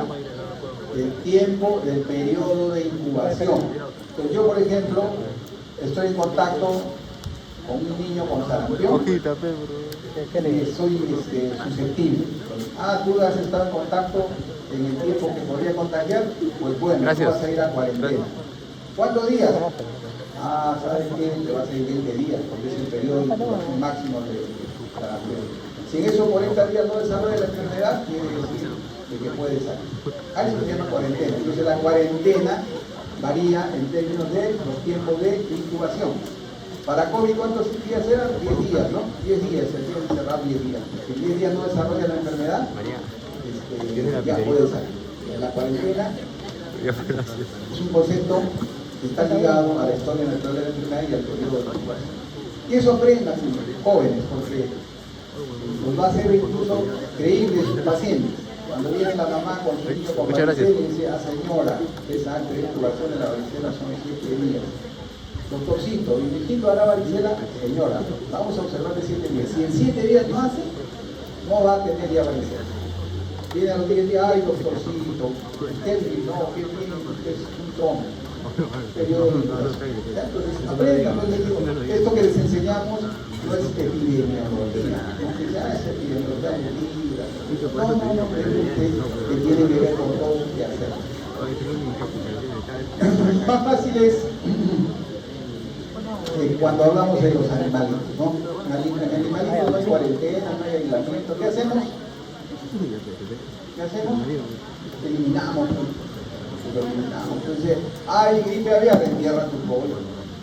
¿No? ¿Cierto? Sí, eso se ha hecho.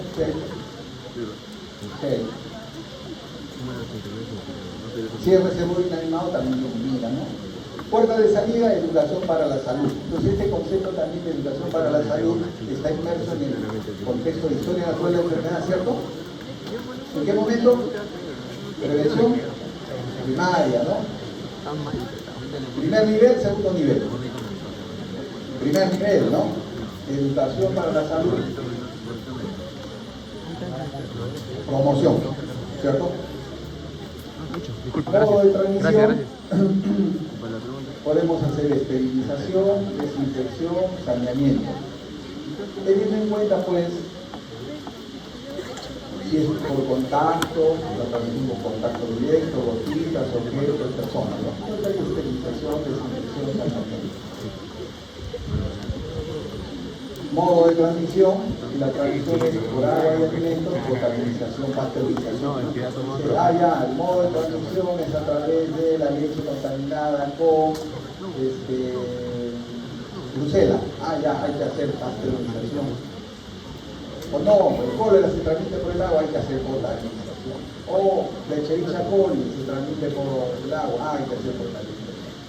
Si se trata de vectores, de desinsectización, de erratización, ¿no? ¿Por qué? Porque la rata tiene los vectores que ya vimos, ¿no? Entonces hay que hacer de erratización y hay que hacer de desinsectización. Que es toda una técnica también al tema de la erratización. ¿Por qué? Porque, por ejemplo, cuando hay peste, si tú matas a la rata, ¿sabes qué pasa con las pulgas? Se escapan todas, ¿no? Entonces, ¿qué es lo que se hace? Hay toda una técnica. A las ratas hay que matarle las pulgas. ¿Cómo las matamos? Se pone insecticida en la pared para que cuando va pasando se vaya entrenando, ¿no? Se entregue. Una vez que ocurre eso, recién matamos a la rata. Si no, agravamos el tema. Entonces, hacemos derrotización también. Modo de transmisión. Vía de entrada, lo mismo que vía de salida. Educación para la salud. Información, educación y comunicación. En el escudero susceptible ya dijimos inmunización activa o pasiva, ¿no? Ya dijimos natural o artificial. Y también mejoramos el estado inmunológico a través de una buena alimentación y una buena nutrición.